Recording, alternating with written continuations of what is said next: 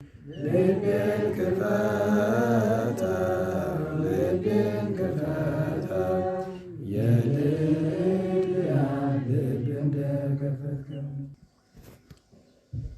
በስመ አብ ወወልድ ወመንፈስ ቅዱስ አሐዱ አምላክ። በስመ አብ ወወልድ ወመንፈስ ቅዱስ አሐዱ አምላክ። በስመ አብ ወወልድ ወመንፈስ ቅዱስ አሐዱ አምላክ አሜን።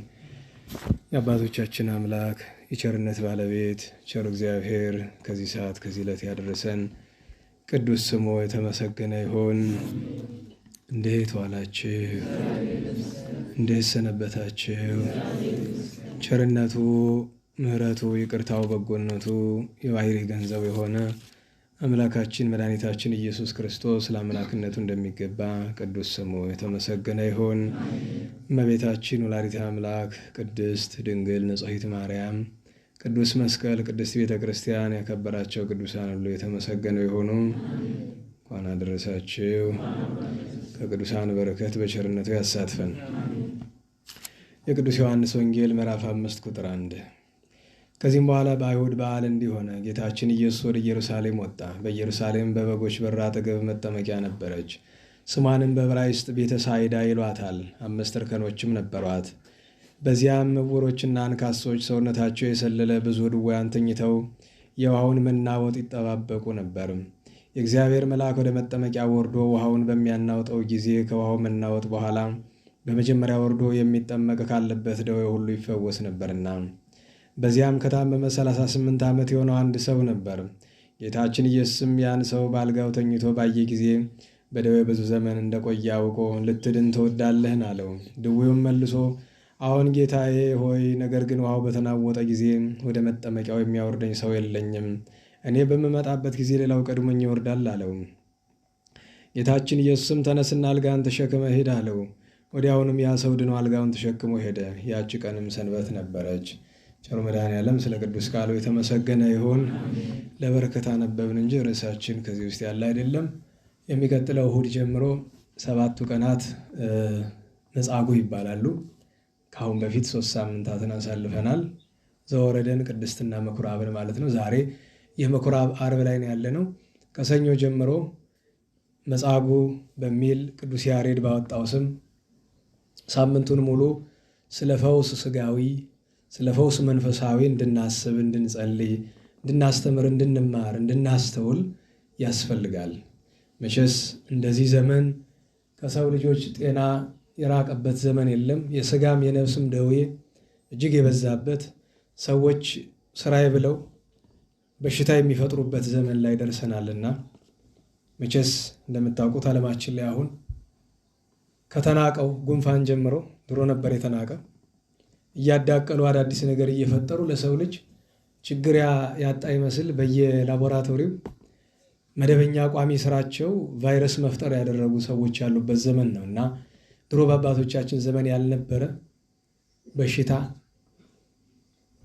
ዛሬ በእኛ ዘመን መጥቷል።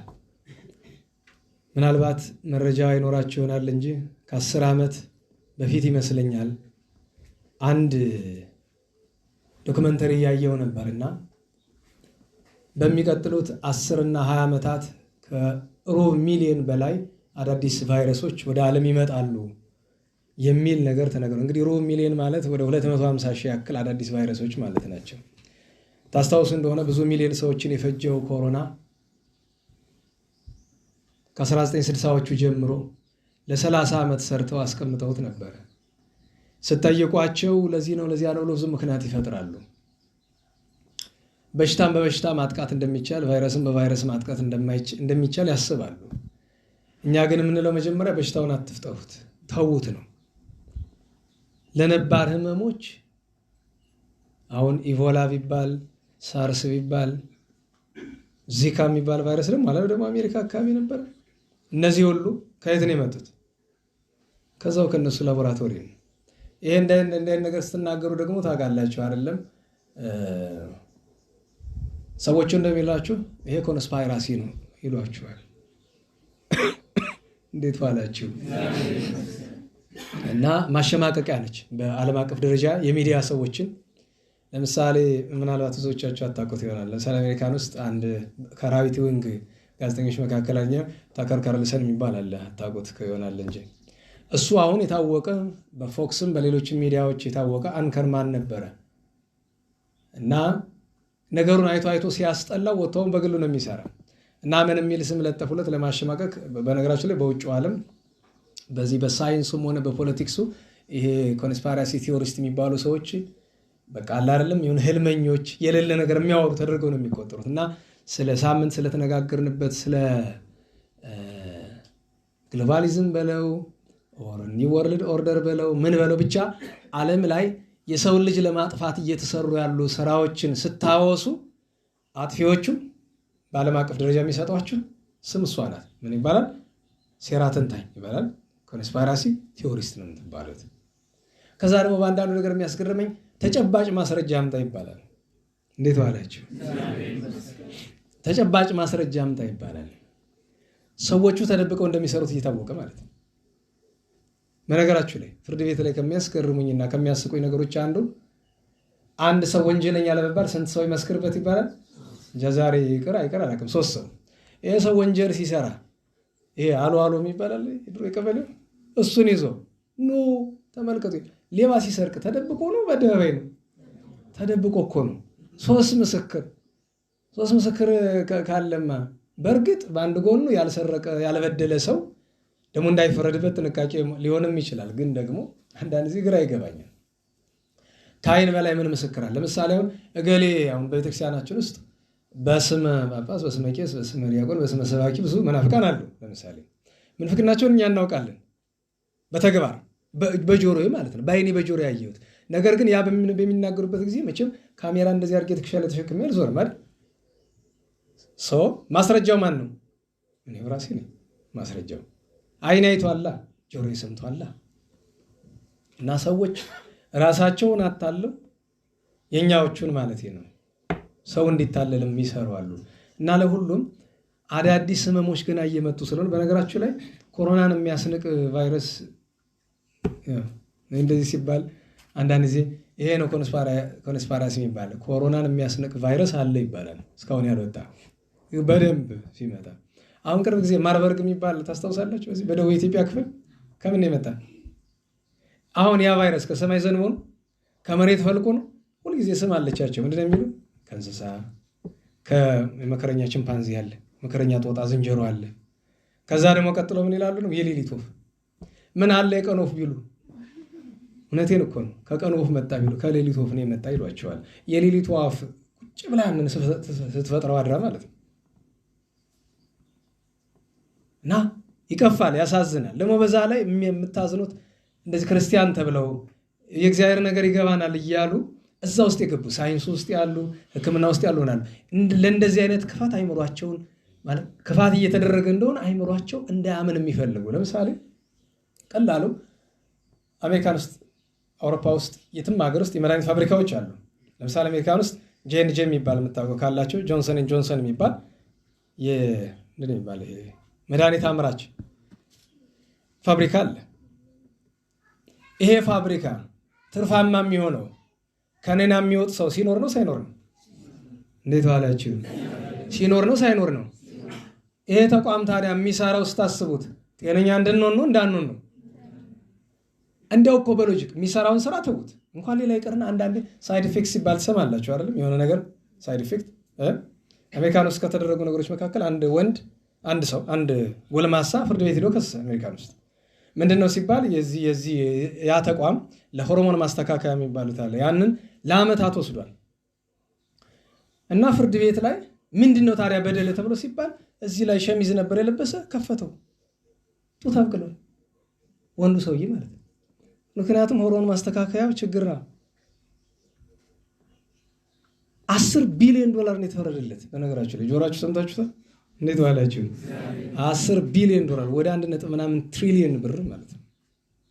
እንግዲህ መጨረሻውን አልተከታተልኩም። የመጀመሪያ የፍርድ ቤት ውሎ ግን እንደዛ ነበረ። በነገራችሁ ላይ ለዛ ለፋብሪካው ለጄ&ጄ $10 ቢሊዮን ማለት ድቃቂ ነገር ናት፣ ትልቅ ገንዘብ አይደለም። እና ስታስቡት እኔ ግራ ይገባኛል። ምክንያቱም ቼን ተፈጥሯል አይደል? ቼኑ ምንድን ነው? ሳምበዲ ቫይረስ ይፈጥራል፣ ያመዋል። ከዛ ደግሞ ለሱ ምን ይፈጠራል? ቫክሲን እና መድኃኒት ማለት ነው። ከዛ የምትወስደው ቫክሲን እና መድኃኒት ደግሞ ሌላ በሽታ ይፈጥራል። ለሱ ደግሞ ሌላ መድኃኒት ይሰራል። ለሱ ደግሞ እንደዛ እያለ ቼን አለ አይደል? ድሮ ባዮሎጂ ላይ ስንማር ምንድነው ግራስ ሆፐር ፍሮግ ምናምን የሚባል ነገር አንዱን ይበለዋል። ተመልሶ የት ነው? እዛው ግራስ ላይ ነው የምትገናኘው እንደገና።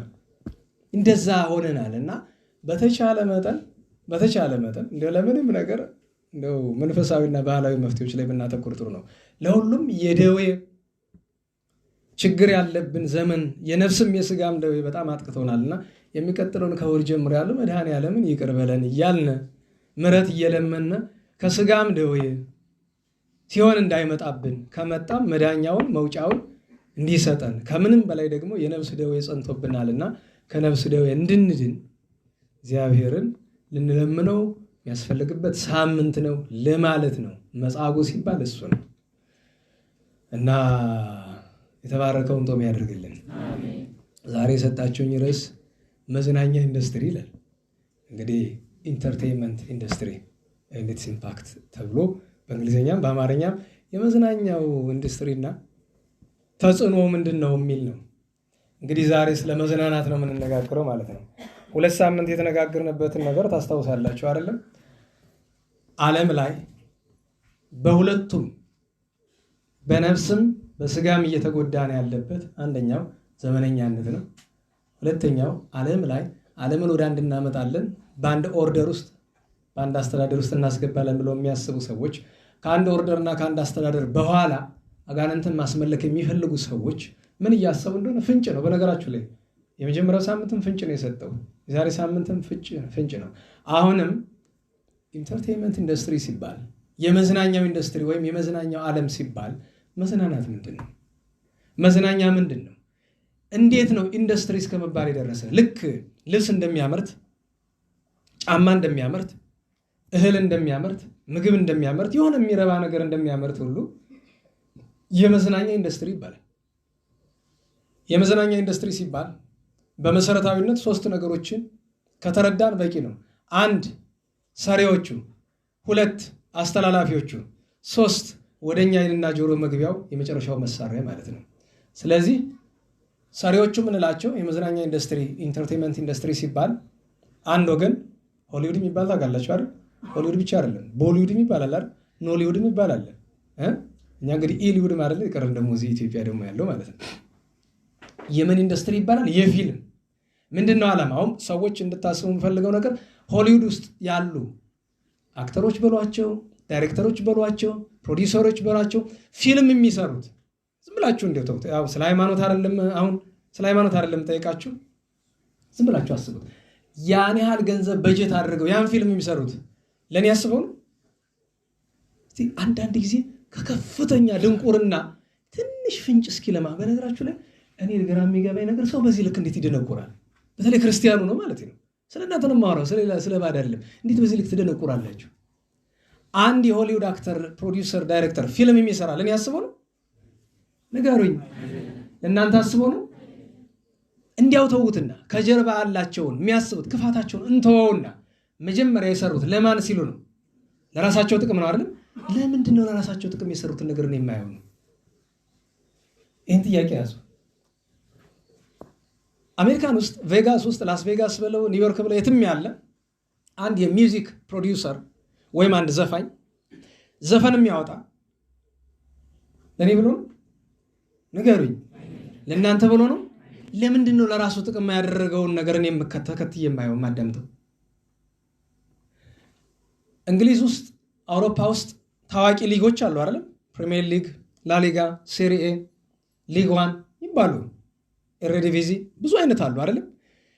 ሜሲ፣ ሮናልዶ የምትሏቸው ሰዎች ኳስ የሚጫወቱ ለእኔ ነው? ንገሩኝ። እኔን ለመጥቀም ነው? እናንተን ለመጥቀም ነው? ታዲያ ለምንድን ነው ለራሳቸው ጥቅም የሚያደርጉትን ነገር እኛ የምናይላቸው? ስለ ሃይማኖት እኮ አይደለም እየተነጋገርን ያለው፣ ሎጂክ ነው። እስኪ በምክንያት እናስብ። በነገራችሁ ላይ እኛ ወነዚህ እየተማርን ነው አይደለም? ንገሩኝ። የእግዚአብሔር ቃል ነው፣ የዘላለም ህይወት ነው አይደለም? ይሄንን ይኸው ብትሏቸው ያዩታል እነሱ? አያዩትም። ለምን? ቴዶንከር አሁንም ስለ ሃይማኖት እያነሳን አይደለም። ስለ ሃይማኖት ሳናነሳ ኢትዮጵያ ውስጥ ምንም ነገር ቢኖር ምን ይጨንቃቸዋል? እና እስኪ መጀመሪያ እንዲያው እንደ ሃይማኖተኛ ማሰብ እንኳ ቢከብደን እስኪ ዝም ብለን እናስብ። የመጀመሪያው ትልቁ ጥያቄ ለምንድን ነው የማየው? ለምንድን ነው የማዳምጠው? ለምንድን ነው ዘፈን የምሰማው? ለምንድን ነው ፊልም የማየው? ለምንድን ነው እግር ኳስ የምመለከተው? ለምንድን ነው ሌሎች ስፖርቶችን፣ ቴኒስ የሚባል አለ፣ ራግቢ አለ፣ አሜሪካን ፉትቦል ይሉታል፣ በዛ ደግሞ ክሪኬት አለ፣ ሌሎችም አይነት የስፖርት አይነቶች አሉ፣ ቦክስ አለ። በነገራቸው ላይ በጣም ከሚያስገርሙ ነገሮች አንዱ ቦክስ ብሎ ስፖርት ማለት ነው። ድብድብ ደግሞ ካራቴ አለ አይደል? አስቡት፣ ምን አይነት ተፈጥሮ ቢኖረን ነው ድብድብ የሚያዝናናን? አታስታውሱም? የዛሬ ስንት ዓመት ነው ሪንግ ላይ እያለ ተመትቶ ነርቭ ሲስተሙ ተነክቶ የሞተው? እዛው ሪንግ ላይ ተመትቶ ሞቷል። እንዴት ነው ድብድብ መዝናኛ ሲሆን? መጀመሪያ ነገር ነው መዝናኛ ምንድን ነው እኮ አልገባንበትም። መዝናናት ምንድን ነው? መዝናናት ከክርስትና አንጻር እንዴት ነው የሚታየው? እሱን እኮ አላየንም። ሰውን ግን እንዴት ሰዎች ሲደባደቡ ለማየት ያን ያክል ገንዘብ ከፍሎ ይገባል? ሁላችንም እኮ አድርገነዋል። እኔ በነገራችሁ ላይ በህይወት ዘመኔ ከገጠሙኝ ነገሮች መካከል ልጅ እያለ ማይክ ታይሰን የሚባል ቦክሰኛ ነበረ። ብዙዎቻችሁ አልደረሳችሁበትም፣ በስም ነው የምታውቁት። የእሱ ከኢቫንደር ሆሊፊልድ የሚባል ጋር ጆሮውን የቆረጠው ያ ውድድር ሲደረግ እኔ ተረኛ ቀዳሽ ነበርኩ። አስታውሳለሁ። ቅዳሜ ለእሑድ መሰለኝ የነበረ ቀዳሽ ነበርኩ ተረኛ። ያምን ቅዳሴ ነው። ቦክስ እያለ ደግሞ ቅዳሴ ትቼ ሄጃለሁ። አስባችሁታል? ዲያቆን ተብዬ ማለት ነው።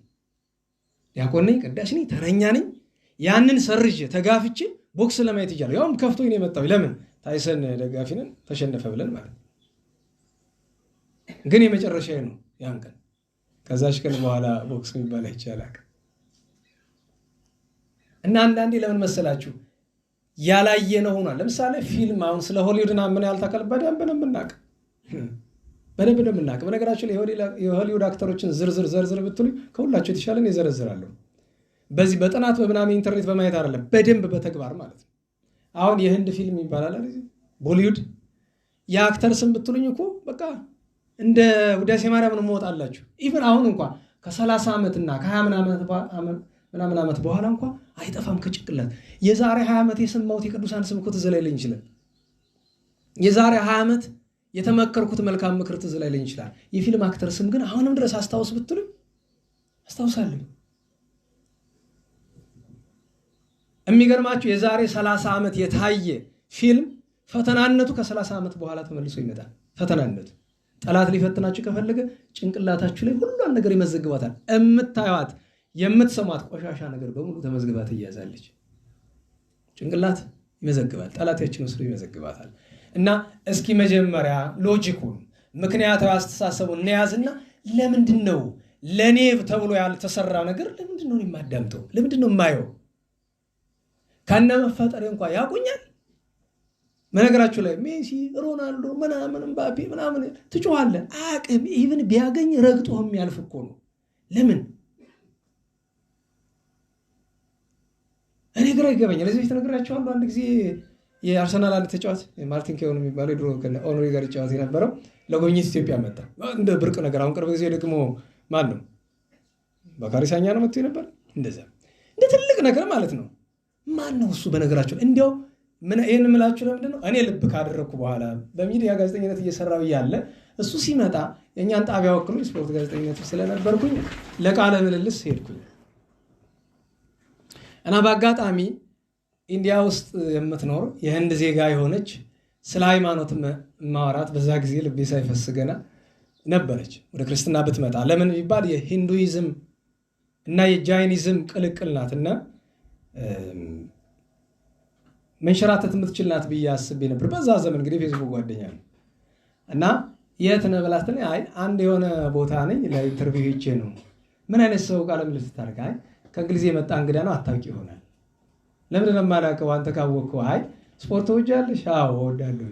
አይ አርሰናል ተጫዋች ነው። ያሁን ነው የቆየ? አይ ሪታየር አድርጓል። ማን ይባላል? ማርቲን ኬውን ይባላል። ታድለህ። እኔ አላምንም። ዋሽተህ ነው ለራስህ ክሬዲት ምናምን አይገባትም ብዬ ነው እንጂ ቃሉ ጸያፍ ሊሆን ይችላል። እኔ ነኝ እድለኛ፣ እሱ ነው። ቅሪላ ሲገፋ ይውላል እንጂ ማለቴ ምንድን ነው የተለየ ችሎታውን ንገሩኝ። ክብ ኳስ ከማንከባለል ያለፈው አሁን ስለ ራሴ ስታጠ ራሴን ከፍ ዝቅ ስለማድረግ አይደለም። ምን አለች? ለራስ ክሬዲት ብለህ ነው እንደዚህ ያልክ፣ አብረ ፎቶ ተነስተ ካላክልኝ አላምንም። እንግዲህ እንደዛ ላይ ሳካ ስራው በጣም ነው ያፈርኩ እጄ ፎቶ እንነሳ ለማለት ማለት ነው። አስተዋችሁታል? ሰው ሲመጣ የሆነ እነሳንበዲ ይሄ ያለ ቲሸርቱን ይዞ አንዳንድ ሴት ጡቷን ገልጣ ፈርሙልኝ ይላሉ አይደል? ለምን? ምንድናቸው እነዛ ሰዎች? ደጋግሜ እላለሁ አሜሪካን ውስጥ ያሉ እነዛ ጸያፍ ሰይጣን የሚያመልኩ እነ ሪሃና እነ ቢዮንሴ ያሉ አይደል? ኦፊሻል ሰይጣን የሚያመልኩ ማለት ነው። እንዴት ዋላችሁ? እዚህ ካለች ጎንደር ቡርባክስ ካለች አዝማሪ በምንድን ነው የሚሻሉ? በድምፅ ጥራት ነው? ምንድን ነው የሚሻሉበት መንገድ? አረ እንዲያው ሀገር ውስጥ እንሂድና አሁን የቴዲ አፍሮ የምትሉት ሰውዬ አለ አይደለም? ከአዝማሪ ቢሆን ይለያል። ዘመናዊ አዝማሪ አይደለም። እቺን ደግሞ ቆረጣትና አሰደበ ይመስላል። ዘመናዊ አዝማሪ አይደለም፣ አዝማሪ ነው። ታዲያ ምን ትለዋለህ? ኢንተርቴይነር ምናምን ዘፋኝ ምናምን ቮካል ምናምን የሚል ስም ተው እባክህ፣ አዝማሪ ነው። እሱን ነገር እየወዘወዛችሁት እኮ ተቸገረ። እንዴት ዋላችሁ? ስለዚህ መሰረታዊ ነገር መጀመሪያ እስኪ ራሳችን ማክበር እንማር። ቅድም አንድ ነገር አነሳል አይደል? ምንድን እስኪ በሎጂክ እንጠይቅ። ለምንድን ነው ከነመፈጠሬ ለማያውቀኝ ሰው እንደዛ መሆኑ? ለምንድን ነው ለእኔ ሳይሆን ለራሱ ጉዳይ ብሎ የሰራውን ነገር ለምንድን ነው ስራ ፈትቼ እማይለት እምሰማለት? የመጀመሪያው። ሁለተኛ ነገር እንዴት ነው ለራሳችን ያለን ክብር እንደዚህ የሞተ? ሳምበዲ ሲመጣ ፊርማ፣ በነገራችሁ ላይ ፊርማ ለምንድን ነው የምትፈልግ? እገሌን አግኝቸው ነበረ ይኸው ማረጋገጫ ለማለት ማለት። እገሌ የሚባል የኳስ ተጫዋች፣ እገሌ የሚባል ዘፋኝ፣ እገሌ የሚባል ተዋናይ፣ እገሌ የሚባል ሳምበዲ አግኝቸው ነበረ ማረጋገጫ ይሄው ፈርሞልኛል። እና መጀመሪያ ራሳችን እንዲሁ ከመንፈሳዊነቱ በፊት ራሳችን እናክብረው። ሰዎችን ለማክበር ቢያንስ 2 መስፈርት ሊኖረን ይገባል። ከመንፈሳዊነቱ ውጭ 2 መስፈርት። አንድ፣ ለዓለም ምን አበረከተ ያ ሰው። ለምሳሌ በዘመናዊ ትምህርት ሙያ ሰርቶ ለምሳሌ ማረሻ አለ አይደል? ምን አላችሁ? ዘመናዊ ማረሻዎች አሉ አይደል? ወይም ደግሞ ይሄ ትራክተር አለ አይደል? ለምሳሌ እሱን ከነጉዳቱም ቢሆን ከነሳይድ ኢፌክቱ እሱን የሰራውን ሰው ብናደንቀው፣ ለምን? ምናልባት የሚጠቅም ነገር ሰርቷል። ለዚህ ዓለም የሆነ ነገር ጠብ አድርጓል። ሌላም የሚጠቅም ነገር የሰራ ሰው ካለ ለምሳሌ ሀገር ድንበር ሲገፋ ወይም በቀላሉ ዓለም ላይ ደሃ ሀገራት ሲጠቁ፣ ለምሳሌ አሁን ኢራን እየተጠቃች ነው ያለች አይደለም? ንገሩኝ። አሁን ኢራን ፖለቲከኞቿ ጭራቆች ናቸው አውቃለሁ። ግን አንድ ነገር ተረዱ። ስለ ሀቀኝነት ነው፣ ስለ ኢራን ፖለቲከኞች አይደለም። ስለ 2 ነገር ነው። አንደኛ ስለ የኢራን ህዝብ እንደ ህዝብ እንዲሞት መስማማት የለብንም አይደለም? በምን ጥፋቱ ነው እሳት የሚዘንብበት? አንድ። ሁለተኛ ዛሬ ኢራን ላይ ሲደረግ ዝም ካልነ ነገኛ ላይ ሲደረግ ማን ይችዋል? እዛ ምስራቅ አውሮፓ ላይ አንድ ታሪክ አለ አይደለም? በዚህ በሁለተኛ ዓለም ጦርነት ላይ መተው ሳምበዲን ይዘው ይሄዳሉ፣ ይገላሉ። አይ ከኔ ጋር ምን ያገናኛል ብሎ ዝም። እንደገና ይመጡና ሳምበዲን ይወስዳሉ፣ ይረሽናሉ። አረ ከኔ ጋር ምን አገባው? ዝም። መጨረሻ ላይ እሱን ሊገሉት መጡ። ዞር ቢል የሚጮህለት የሚያድነው አይደለም፣ የሚጮህለት የለም። ለምን? መጮህ የነበረበት መጀመሪያው ሲወሰድ ነው። እንደ ሀገርም ዛሬ እዛ ሶማሌ ክልል፣ ሲዳማ፣ አርሲ፣ ባሌ፣ ወለጋ ወገኖቻችን ላይ ያ ነገር ሲደርስ ዝም ብለናል አይደለም? አዲስ አበባ ሩቅ ነው? ለአርሲ ሩቅ ነው? ንገሩኝ። ጎንደር ለሱዳን ሩቅ ይመስልሃል? ጥቆማ መሳጠፎም ብዬ ነው። ጎንደር ለሱዳን ሩቅ አይደለም። ትግራይ ከድንበር ከቀይ ባህር ማዶ ላለው ሀገር ሩቅ አይደለም። ችግሩ ሲመጣ ፈጥሮ መሰረታዊው ነገር ይህንን ያልኳችሁ ማድነቅ እንኳ ካለብን ለሐቅ የቆመ ሰው ብናገኝ፣ አሁን ቼ ጉቬራ ሲባል ሰማላችሁ አይደል? እንዴት ዋላችሁ? ቸጉቬራ የሚባል በእውነቱ በብዙ ነገሩ አብነት ልናደርገው የሚገባ ሰው አይደለም። እንደ ሃይማኖት ትምህርት አስተማሪ ሰው አብነት ልናደርገው የሚገባ ሰው አይደለም። ግን አንድ የህይወቱን ክፍል ስትመለከቱ የተገፉ አሉ ከተባለበት ቦታ ሁሉ ሄዶ አብሯቸው ይዋጋ ነበር። ከአንድ ዘፋኝ መቼም ቸጉቬራ ይሻል ይሆናል። እንደ ሃይማኖት ምሳሌ የምናደርገው ሰው አይደለም። ኔልሰን ማንዴላ የሚባሉ ታውቃላችሁ አይደል? የሆነ ነገር በቃ ምሳሌ መሆን የሚችሉ ከሆነ እንዲያው ድንገት የሆነ ነገር ጠብ ያደረጉ እንጂ ቅሪላ የሚገፋውን አዝማሪውን ሁሉ ከኛ እንደሚበልጥ ካሰብን አሁን ይሄንን ብዙ ሰው የተቀርጾ ለሚያው ሰው እንደሚረዳ ነገር አይደለም። ምክንያቱም አንድ 10 ካሴት ብሎ 5 ካሴት ብሎ ያወጣ አንድ ዘፋኝ ከኔ የሚበልጠው በምንድን ነው ጥያቄ። ካንተ የሚበልጠው ካንቺ የሚበልጠው በምንድን ነው? ብልጫ ከተባለ በምንድን ነው የሚበልጠው? በካሴቱ ቁጥር ነው ነው ወይ? ያ ከችሎታ ተቆጥሮ ነው? ሌላ ችሎታ አለን እኮ እኛ። ሁሉ ሰው የራሱ ችሎታ አለው። ያንዱ አደባባይ ወጥቶ ያስጨበጭበለታል፣ የወንዱ ደግሞ እንደዛ ነው።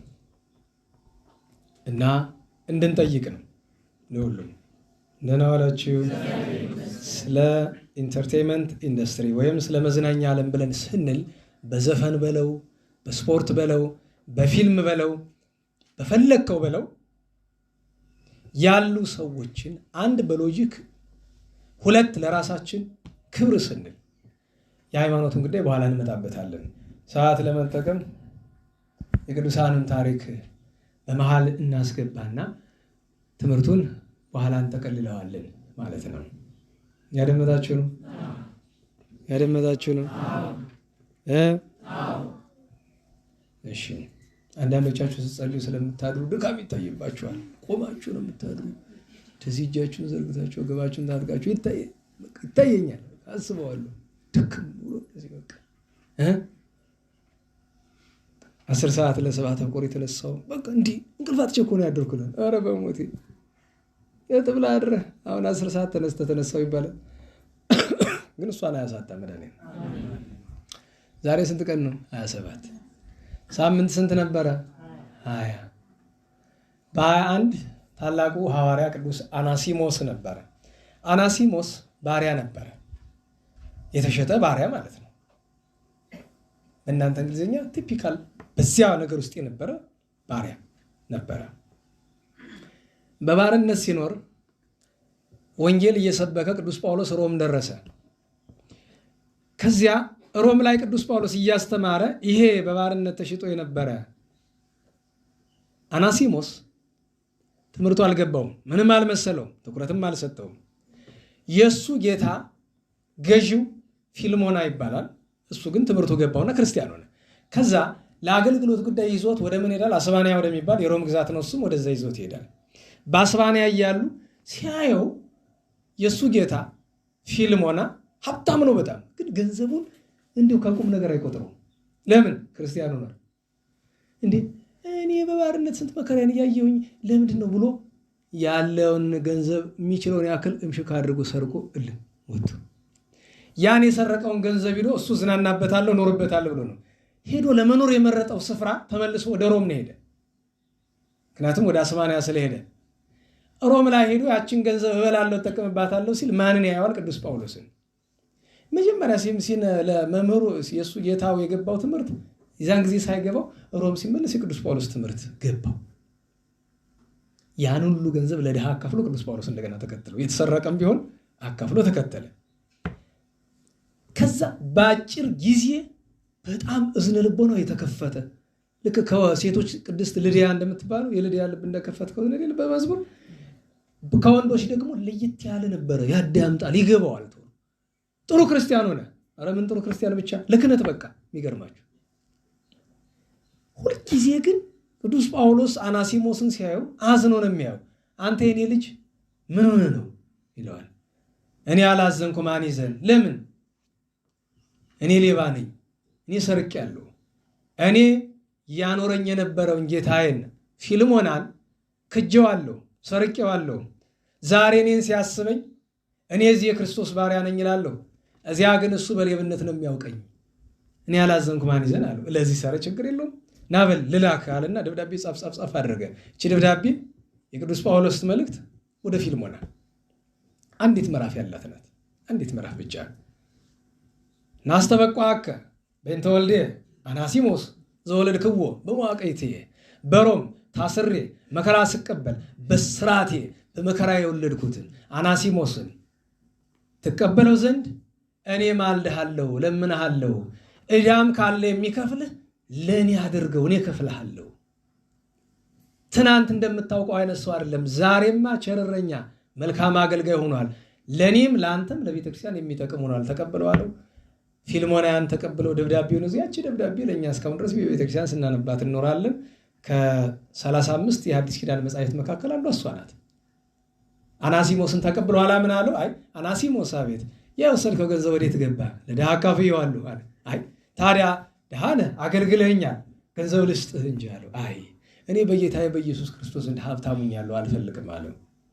ቅዱስ ጳውሎስን ሲያገለግለው ኖሮ መጨረሻ ላይ ወደ አንድ ደሴት አግዘውት እዚያ ማስተምሮ ብዙ መከራ ተቀብሎ ጭኑን ተሰብሮ ብዙ ተሰቃይቶ በሰማዕትነት አርፏል። ምን አላችሁ?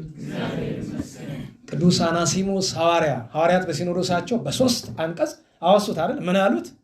ቸር እረኛ ብለው አመሰግኑት። አይ አስባችሁት እንዴት ዋላችሁ? ባሪያ አገልጋይ፣ ለሰው የተሸጠ ባሪያ የነበረ እንደገና ደግሞ በስርቆት የሚታወቅ የነበረ ሰው፣ ኋላ ግን በሐዋርያት ጉባኤ ምን ተብሎ ተመሰገነ? ቸር እረኛ፣ መልካም እረኛ ተብሎ። ታዲያ አናሲሞስ የሚባል አንድ ፕሮቴስታንት ኢትዮጵያ ውስጥ ነበረ። ለመጀመሪያው ጊዜ መጽሐፍ ቅዱስን ወደ ኦሮምኛ የተረጎመው ማለት ነው። በእርግጥ መናፍቅ ነው፣ ግን ወደ ኦሮምኛ ለመተርጎም መሰረቱን ስለጣለ በኢትዮጵያ ታሪክ ውስጥ ስሙ ይጠራል። አናሲሞስ የሚባል ኦናሲሞስ ይሉታል በውጭ። ያው ፕሮቴስታንቶቹ ከውጭ ያወጡለት ስም ስለሆነ የተፈጥሮ ማለት የእናት አባት ያወጡለት ስም አይደለም። በኋላ ያው ፕሮቴስታንት ሲሆን ያወጣለት ስም ነው። ግን እኛ አናሲሞስ የሚለውን ስም እናከብራለን፣ እናገናለን። በረከቱን ያሳደረብን። የዚያን ቀን አባታችን አባ ገብርኤል የሚባል ከግብፅ ፓትርያርኮች ለየት ያለ ታሪክ ያለው ነው። አንድ ሰው ሊቀ ጳጳስና ሲሾም ሲመነኩስ የእድሜ ደረጃ ያስፈልገዋል። እና አላችሁ እንዴት ዋላችሁ? እድሜ ያበስላል። ለዲቁና እንኳ ስንት ነው? የዲቁና እድሜ ስንት ነው? መጽሐፍ የሚለው 25። ብዙዎቻችን በጣም ልጅ ሆነን ያመጣ ነው። ግን 25 ዓመት ለምንድን ነው 25 እንዲሆን የሚያስገድ? ከዛ በፊት በቅቶ ቢገኝ ጳጳሱ ቢያምንበት ሊሾመው ይችላል። ነገር ግን ያቺ እድሜ የተፈለገችበት ምክንያት ሀተታውን ትተን ማስተዋል እንዲጀምር ነው። ገና ህፃናቱ ነው። በነገራችን ላይ የሚያሳዝነኝ ነገር በተለይ አሜሪካና መሀል ሀገር አካባቢ ገና ንፍታቸውን ሳይጠርጉ ዲቁና ይሰጧቸዋል። ለምንድን ነው ሲባል እንዳይጠፉብን። የቤተክርስቲያን ወዝ ለመለመድ እኮ ዲቁና ያስፈልገው። እንደዚህ ብለው ቤተ መቅደስ ማስገባት፣ ከዛው መቅደስ እንዳሉ ጌይ መሆን፣ ግብረ ሰዶማዊ ከነ ዲቁናቸው ቤተ መቅደስ በልጅነት አስገብቷቸው ሳያስተምሩ። በነገራችን ለሰው ትዕቢት ትሰጡታላችሁ። እድሜው ሳይደርስ ሳይማር ሳያስተውል ግራ ቀኙን ሳይለይ ወስደ ቤተ መቅደስ ዲቁና ማስተዋል ይገባል። እድሜ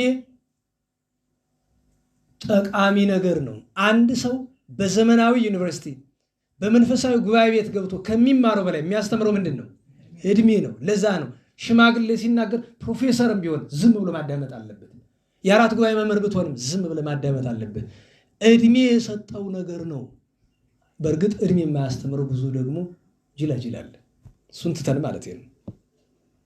ይሄ ቅዱስ አባት አባ ገብርኤል በረሃ በምናኔ ካለበት ወስደው ጥንት ዘመን ታውቃላችሁ። ጳጳስ የሚሾም ሰው ከምንድን ነው? ከከተማ ነው? ንገሩኝ። አይደለም። ከየት ነው?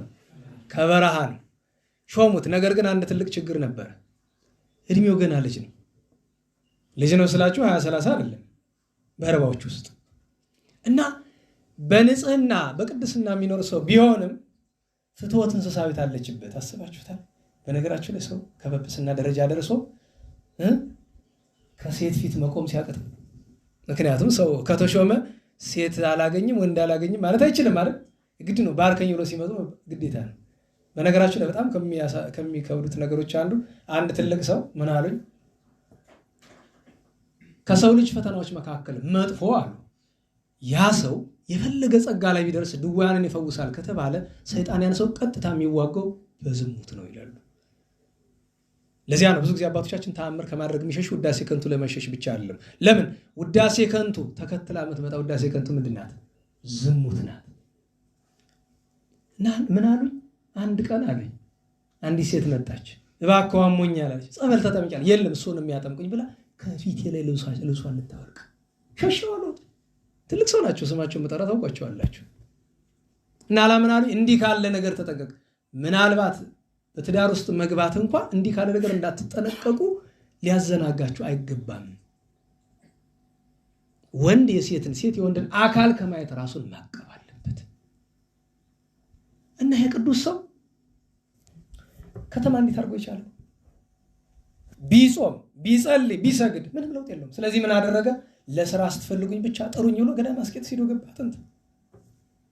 ስለዚህ ለአንድ ቀን ወይ ለሁለት ቀን ይሄድና የሚፈልጉትን ነገር አደራርጉላቸው ሮጦ ተመልሶ ገዳሙ። ግን ያቺ አንድ ሁለት ቀን እሳት ሆነችበት፣ የማይችል ሆነ። ከአቅሙ በላይ ሲሆንበት ምን አደረገ? የፕትርክና ቆቡን አክሊሉን አውጥቶ አስቀመጠ፣ ልብሱን አውጥቶ አስቀመጠ። ያን የምንኩስና ልብሱን ለበሰ፣ ወገቡን ታጠቀ፣ ቀጥ ብሎ ወደ በረሃ ገባ። ሲዞር አንድ በዓት አገኘ። አንድ ሽማግሌ ባህታዊ ከእግሩ ወደቀ። ሄዶ አባቴ ይቅር በለኝ፣ ትቼው እንዳልሄድ በመንጋው ላይ ተሾሜያለሁ፣ ለተኩላ እንዴት አድርጌ ትቼው ልሄድ? እንዳልኖር ደግሞ ጨነቀኝ፣ እንዴት ላድርግ? ብጾም ብጸልይ ብሰግድ እምቢ አለችኝ። እቺ ፍትወት እንስሳዊት አልጠፋ አለች አለ። ልጄ እንደሱ አይደለም፣ ያዝከው መንፈሳዊ ግብር ቀጥል። ነገር ግን አንድ ነገር ጎሏል፣ እሷን ጨምርባት። ምን አለው? የትትና ስራ። ምን የመሰለ አለው? እንዲህ የመሰለ ራስን አዋርድ በሰው ፊት አለ። እሺ አለ፣ ሄደ። ቀን የጵጵስና ልብሱን ለብሶ ይውላል። ልክ ሊመሽ ሲል ያን ያውልቅና ቆሻሻ ልብስ ይለብሳል። እየዞረ የመነኮሳትን ቤት ይጠርጋል፣ ውሃ ይቀዳል። ከሁሉ የከፋው ግን መጸዳጃ ቤታቸውን ያጸዳል። 2 ዓመት ሳይታክት እንደዚህ አድርጎ ያቺ ፈተና እልም ድርግም እልም ያርጋት መድኃኒዓለም። ብዙ ሰው ፈትናለች፣ መነኩሴውን አዋርዳለች፣ ጳጳሱንም አዋርዳለች፣ እንትናንም አዋርዳለች። ችግር ነው አይደል? በአደባባይ ሰው የማይገባ ታዲያ ምን የሚል ነገር መጣ? አሁን በቅርብ ዘመን ክህነት እኮ ተቀቦ ነው፣ የሚፈርስ ነገር አይደለም ይላል መድኃኒዓለም። አላን ያፈርስ የሚፈርስ ነገር አለ፣ በደንብ ነው የሚፈርስ። ደህና ዋላችሁ? እንዴት ዋላችሁ? አንድ ክርስቲያን አንድ ታዳጊ ሕፃን ወይም አንድ ትልቅ ሰው አምኖ ሲጠመቅ የሥላሴ ልጅነት ያገኛል አይደል? ንገሩኝ። ከዋና ከመንፈስ ቅዱስ ተወለደ፣ ቅባ ሜሮን ተቀባ፣ ቅዱስ ሥጋው ክቡር ደሙን ተቀበለ አይደለም? ቢክድ ያ ነገር ተፋላ ይጠፋ ይቀማል አይቀማም?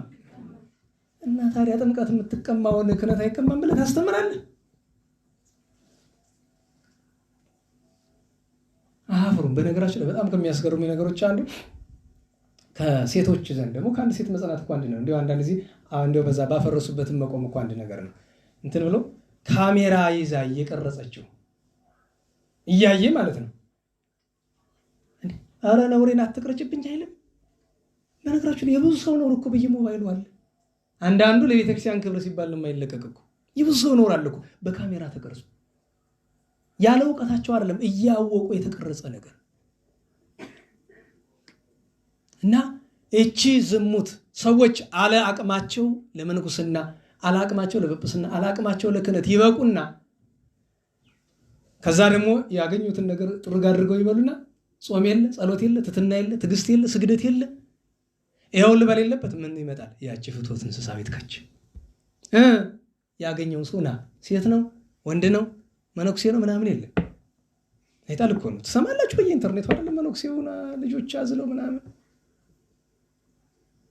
እና እንደዚህ ቅዱስ ሰው ታግለው ካላሸንፏት አባቶቻችን ምን ይሏል? የጾር ዝሙት ሲነሳባቸው ገዳም ውስጥ ምንድነው የሚያደርጓቸው? እስኪ የሚያውቁ ጎበዝ። ገዳም ውስጥ ነው የዝሙት መንፈስ ሲያስቸግራቸው መነኮሳትን ምንድነው የሚደረግ? ይታሰራሉ ከግንድ ጋር ግጥም አድርገው በቃ ሲሉት ጩሁ፣ በቃ ጩሁ እንደፈለግኩን። አንዳንድ ሰው አይገባውም ከወንድ ገዳም ሴቶች አይገቡም ሲባል አይገባውም። አሁን ገባችሁ? እንኳን ሴት ሰው ሴት እንስሳ አይገባም ሲባል ገባችሁ? በሴት እንስሳ የተዋረደ ስላለ ሰው ቢያጣ በእንስሳ ክብሩን ይጣላል። በእንስሳ ለዚያ ነው ሴት እንስሳ እስከ መከልከል። ከሴት ወንድ የማይገባው ከሴት ገዳም ወንድ አይገባም፣ ከወንድ ገዳም ሴት አይገባም። ዛሬ ግን እንደምታዩት ነው። ገዳማት ምን ይላሉ? ኑ አክብሩ፣ ኑ ክብረ በዓላችን ደርሷል። በነገራችሁ ላይ በገዳም ስርዓት ታቦት ወጥቶ ውደት አይደረግም፣ ከበሮ አይመታም። በጣም ዘያፍ ነው። ደጋግሜ ተናግሬያለሁ። ምን ይፈልጋሉ? ምን ይፈልጋሉ? በቃ ገንዘብ ይፈልጋል። ገንዘቡ የሚመጣ ደግሞ ከማን ጋር ነው? ከጥቁር ራስ ጋር። ህዝቡ እኮ ትንሽ ትምህርት ቢወስድ ጥሩ ነበር። ገዳም የማን ነው? የመነኮሳት በሉ። ገዳም የማን ነው? ዓለም የማን ነው? የህዝባውያን። ዓለም የማን ነው? አዎ የጥቁር ራስ የኛ ነው። አያችሁ፣ መነኮሳት እዚህ ሲመጡ ይነቀፋሉ፣ ይመሰገናሉ፣ ይነቀፋሉ። እኛ ገዳም ስንሄድ እንነቀፋለን፣ እንመሰግናለን፣ እንነቀፋለን። ቦታችን አይደለም። በቀኝ አቁማቸው በረከታቸውን ያሳድርብን። የቅድስና ህይወት የመሩት ከፍጹምነት ማዕረግ ደርሰው ካረፉ አባቶቻችን በዘመናችን ከደረስንባቸው አንደኛው የጠራ ገዳሙ አባ ኃይለማርያም ናቸው። ይችን ቃል በቃል ከረፍታቸው በፊት አስተምረውኛል። መነኩሴ ገዳም ከተማ ሲመጣ እንደሚነቀፈው ሁሉ ጥቁር ራስ ገዳም ሲሄድ ይነቀፋል። ምናልባት ጥቁር ራስ ገዳም ሊያስኬድ የሚችለው 3 ምክንያት ነው ይላል አባቶቻችን። እንዴት ዋላችሁ? አንድ ለአንድ ቀን የገዳሙን በረከት ለመሳተፍ አይደል? ለአንድ ቀን ሄዶ ያው ከገዳሙ በአፋ የእንግዳ ቤት ተዘጋጅቶለት እዛ ነው አርፎ የሚመጣ። እንዴት ዋላችሁ? ሁለተኛ ገዳሙ ፈልጌሃለሁ ና ብሎ መልእክት ይልክበት ለስራ ጉዳይ ማለት ነው። እንዴት ዋላችሁ? ለስራ ጉዳይ። ሁለተኛ።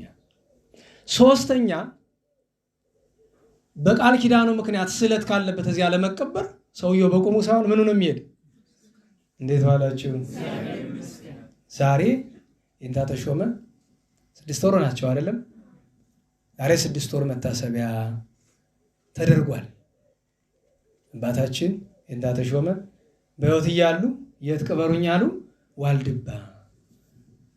ስለዚህ ቃላቸው አብነት ተደርጎ የት ነው የተቀበሩት? ዋልድባ።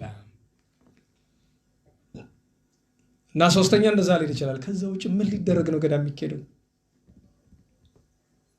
እሱን ማስተዋል ይገባል። እግዚአብሔር የአባ ገብርኤልን በረከት ያሳደረብን። እና አባ አካክዮስ እና አባ ዘካርያስ የኢትዮጵያ ጳጳስ የነበሩት አባ ገብርኤል ሌሎችም ቅዱሳን ነበሩ። በ22 አባታችን ቅዱስ ማሩና የሚባሉ ቅዱስ ሰው አባታችን አባ ቡላ የፋርስ ሰማዕታት፣ ፋርስ ፐርሺያ የዛሬዋ ኢራን በጣም ብዙ ቅዱሳን ሰማዕታትን አፍርታለች። ከታላቁ ሊቀ ሰማዕታት ከቅዱስ ጊዮርጊስ ጀምሮ ከነ ቅዱስ ያዕቆብ ዘግሙድ ከነ ቅዱስ መርምህናም ጀምሮ ብዙ ሰማዕታትን አፍርታለች። ፍልሰታቸው የዚያን ቀን በአባ ማሩናች በ23 ተገናኝተን ነበረ።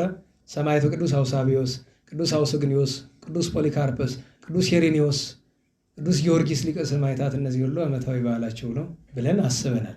በ24 የካቲት 24 ታላቁ ጻድቅ ኤጲስቆጶስ አጋቢጦስ ነበረ። ዳዊት የተናገረውን ይዘን ሁልጊዜ በየዓመቱ እንዘክር የለ። ቅዱስ ዳዊት ምን አለ በመዝሙር 101? እስመ ሐመደ ከመ እክል ቀማይኩ፣ አመዱን እንደ እህል ምን አልኩት? ቃምኩት፣ በላሁት። ወስቴኒ ምስለ አንብየ ሰተይኩ፣ መጠጤንም ከምን ጋር ጠጣሁ? ከእንብየ ጋር ከእንባዬ ጋር ጠጣሁ። ገጸ መቅሰፍት ማት ካለ እሱ ለትሩፍ ነው የሚጠቀስ። ይሄ ቅዱስ ሰው ለየት ያለ ገድል አለው አይደለም? አባቶቻችን ገድሉ 3 ነው ብለዋል። ዋናው ገድሉ 1 እንቅልፍን ይታገል ነበር። የመነኩሴ ጠላቱ ምንድን ነው አሉ ገዳመ አስቄጥስ ላይ። መልሱ ምንድን ነው? ሆዱና እንቅልፉ። እንዴት ዋላችሁ? በረሃ ላለው መነኩሴ ነው የምናወራው። ከተማ ላለው ጠላትም የለው። ጠላቱ ማን ነው? ራሱ። ከተማ ለሚኖር መነኩሴ ሌላ ጠላት የለውም። ጠላቱ ማን ነው? ራሱ ነው። ራሱ ለራሱ ጠላት ነው። ገዳም ላለ መነኩሴ ግን ጠላቱ ምንድን ነው? ሆዱና። እንዴት ዋላችሁ? እኔ አንዳንድ ጊዜ ለምሳሌ ዜና አበው ላይ እንደዚህ የሚል ታሪክ አለ። አንድ አባት ከብዙ ዓመታት ጽኑ ገድል በኋላ ትምክህት መጣባቸው። በገድሌን የሚበልጠኝ ማን አለ አሉ። የእግዚአብሔር መልአክ መጣና ትዕቢት ጥሩ አይደለም፣ አንተን የሚበልጥ ላሳይ ትፈልጋለህ አለው። ከገዳምማ ባሳይ ተስፋ ትቆርጣለህ። ሂድና ከተማ ጎመን ሻጭ አለ ለገበያ ላይ ሂድና እሱ ይበልጣል ብሎ አለችው። እኔን ጎመን ሻጭ ሸቃጭ ነጋዴ ይበልጠኛል እንግዲህ ሂድና አይ ብሎ አላቸው። ወረዱ፣ አገኙት። ጎመን እየሸጠ አገኙት። ከዛ ጎመኑን ሽጦ ሲጨርስ ሰላምታ ሰጡትና ማረፊያ ይኖርሃል እንግዳ ታሳድረኛል አሉት። እሺ አባቴ ኑ እንሂድ እንደር አላቸው። እቤት ከገቡ በኋላ ምግብ ሲያቀርብላቸው አይ ከምግቡ በፊት እስኪ ልጠይቅህ ምንድነው መልካም ስራ እግዚአብሔር የወደደልህ አሉት። ኧረ እኔ መልካም ስራ የለኝም ምንም ነገር የለኝም አለ። እባክህ እግዚአብሔር ልኮኝ ነው በግድ ንገረኝ ብለው አሉት። እንዴት ዋላችሁ? በግድ መናገር አለበት። እግዚአብሔር ልኮኛል ንገረኝ አሉት። አሰባሰበና አንዲት ነገር አለችኝ አሁን ጎመን ነው የምሸጥ እና ጎመኔን ስሸጥ ውልና 2 ዳቦ ገዛለሁ። ቀሪውን ገንዘብ እንግዳ ካለ ለእንግዳው እንግዳ ከሌለ ለድሆች አከፋፍላለሁ እንጂ ከቤቴ ከ2 ዳቦ በቀር የሚያድር የለም ይሆናል። ምን ቢል ጥሩ ነው? ሌላ ንገረኝ፣ በዚህ አትበልጠኝም፣ በዚህ ልትበልጠኝ አትችልም፣ ሌላ ንገረኛል። ኧረ ሌላ የለኝም አለችው። ዝም ብለህ ንገረኛል። አንዱን ነገር አመጣላቸው። ሁልጊዜ ጠዋት ስነሳ አለቅሳለሁ። የከተማውን ሰዎች በሙሉ ያቸውና ጌታዬ ሆይ ይሄ ሁሉ ሰው ወደ ገነት ይሄዳል፣ እኔ ግን ወደ ገሃነመ እሳት መሄድ ነው ብዬ አልቅሼ እወጣለሁ። ማታ ስገባ እንደገና አሁንም የከተማውን ሰው አየዋለሁ። ጌታዬ ይሄ ሁሉ ሰው ወደ ገነት ሊሄድ ነው፣ እኔ ወደ ገሃነመ እሳት እያልቅሼ ገብቼ አድራለሁ። በቃ በዚህ ትበልጠኛለህ ማለት ይባላል። ለምን መሰላችሁ? የዛ ከተማ ሰው በጧት ጠብ፣ በማታ ስካርና ዘፈን ብቻ ነው ስራቸው። እንዴት ዋላችሁ? አስባችሁታል? ጧት ምንድን ነው? ጸብ፣ ክርክር ነው የሚወዱት። ማታ ማታ ደግሞ ዘፈንና ስካር ነው። በዚህ ትበልጠኛል፣ ይሄ ነው ተግሳጹ ብለው እሱ ቅዱስ ሲሆን የተባረከ ሕይወት ሲኖር ራሱ እንደምን ቆጠረ አስባችሁታል እንዴ? እኛም አምኖ እንደዚያች መነኩሴ ነው። በቀደም ለዚያ ደግ ሰውዬ መጥቶ እየነገርኩት እየሳቀ ነበረ። እኛን ጻድቃኖቹን የምድራዊ ሰዓት አስቡት። ሰንበት ትምህርት ቤት 5 ዓመት 10 ዓመት መማር እንኳ ክንፍ የሚያስበቅል የሚመስለው ሰው አለ አይደለም? ብታውቅበት አዎ ሊያስበቅል ይችላል። ግን በሰንበት ትምህርት ቤት አልፎ እንኳን ክንፍ ያበቀለ እንጃ ክንፍ ያበቀለ ሳይሆን ቀንድ የሚያስበቅል ነው የምናውቅ። ግን ደግሞ ሰንበት ተማሪዎች ቅር እንዳይላችሁ፣ ቅር ቢላችሁም የራሳችሁ ጉዳይ ነው። አያያዙን ስላላወቅንበት ኮነማ ዝም ብለህ ተሰብስበህ መዘመር እኔ በሞቴ እንዲሁ መዝሙር የሌለበት ቀን ቢኖራችሁ እኔ ደስታዬ ነው። እዚህ እንኳ ጎበዞች ናቸው ሲጦር ያቸዋለሁ። ምክንያት አጥንተዋል፣ መሐረና አበባ አጥንተዋል። እንደዛ ጥሩ ነው ደግሞ ይደነቃል። አንዳንድ ጊዜ ሁልጊዜ ወቀሳ ጥሩ ስላልሆነ ማለት ነው። እና ለሁሉም አባታችን አጋቢጦስ ምን ነበር አንድ ትልቁ ገድሉ ምንም መታገል። አባታችን አርሳኒዎስ ምን አለ? ለአንድ መነኩሴ ስንት ሰዓት መተኛት ይበቃዋል አለ? 1 ሰዓት። መነኩሴ 1 ሰዓት በላይ እንዳይተኛል። ኋላ ግን አይ ይሄማ የፍጹማን ስራ አይደለ ብሎ ለአባ ጋርጌ እግዚአብሔር መልአክ ምን አላቸው? ከ3 ሰዓት በላይ እንዳትተኛ ብሏቸዋል። እሱን ልናስተውል ነው። ሁለተኛ ገድሉ የዚህ ቅዱስ ሰው በዚህ ገዳም ያሉ አባቶችን አረጋውያንን ክፉ በጎ ሳይል ያከለክላቸው ነበር። ታዲያ ሲያገለግል ሲታዛቸው ምን እያለ ነው? ወይቤሎሙ አጋይስቴ ጌቶቼ ነበር የሚላቸው። ለናላችሁ ጌቶቼ ምን ልታዘዝ? እነሱን እንደ ጌታ እራሱን እንደ ባሪያ ይቆጥር ነበር። ወጥቶ ወርዶ ያገለግላቸው ነበር። ሁለተኛ ገድሉ እሱ ነው። ሶስተኛ ገድሉ እራሱን ለመግራት ምን አደረገ? ለመነኮሳቱ ምግብ ሲያዘጋጅ ለአባቶች እሱ ነው ተግባር ቤትን የሚሰራና ሽምብራውን ይከካዋል። ከዛ ገለባና እህሉን ይለየዋል።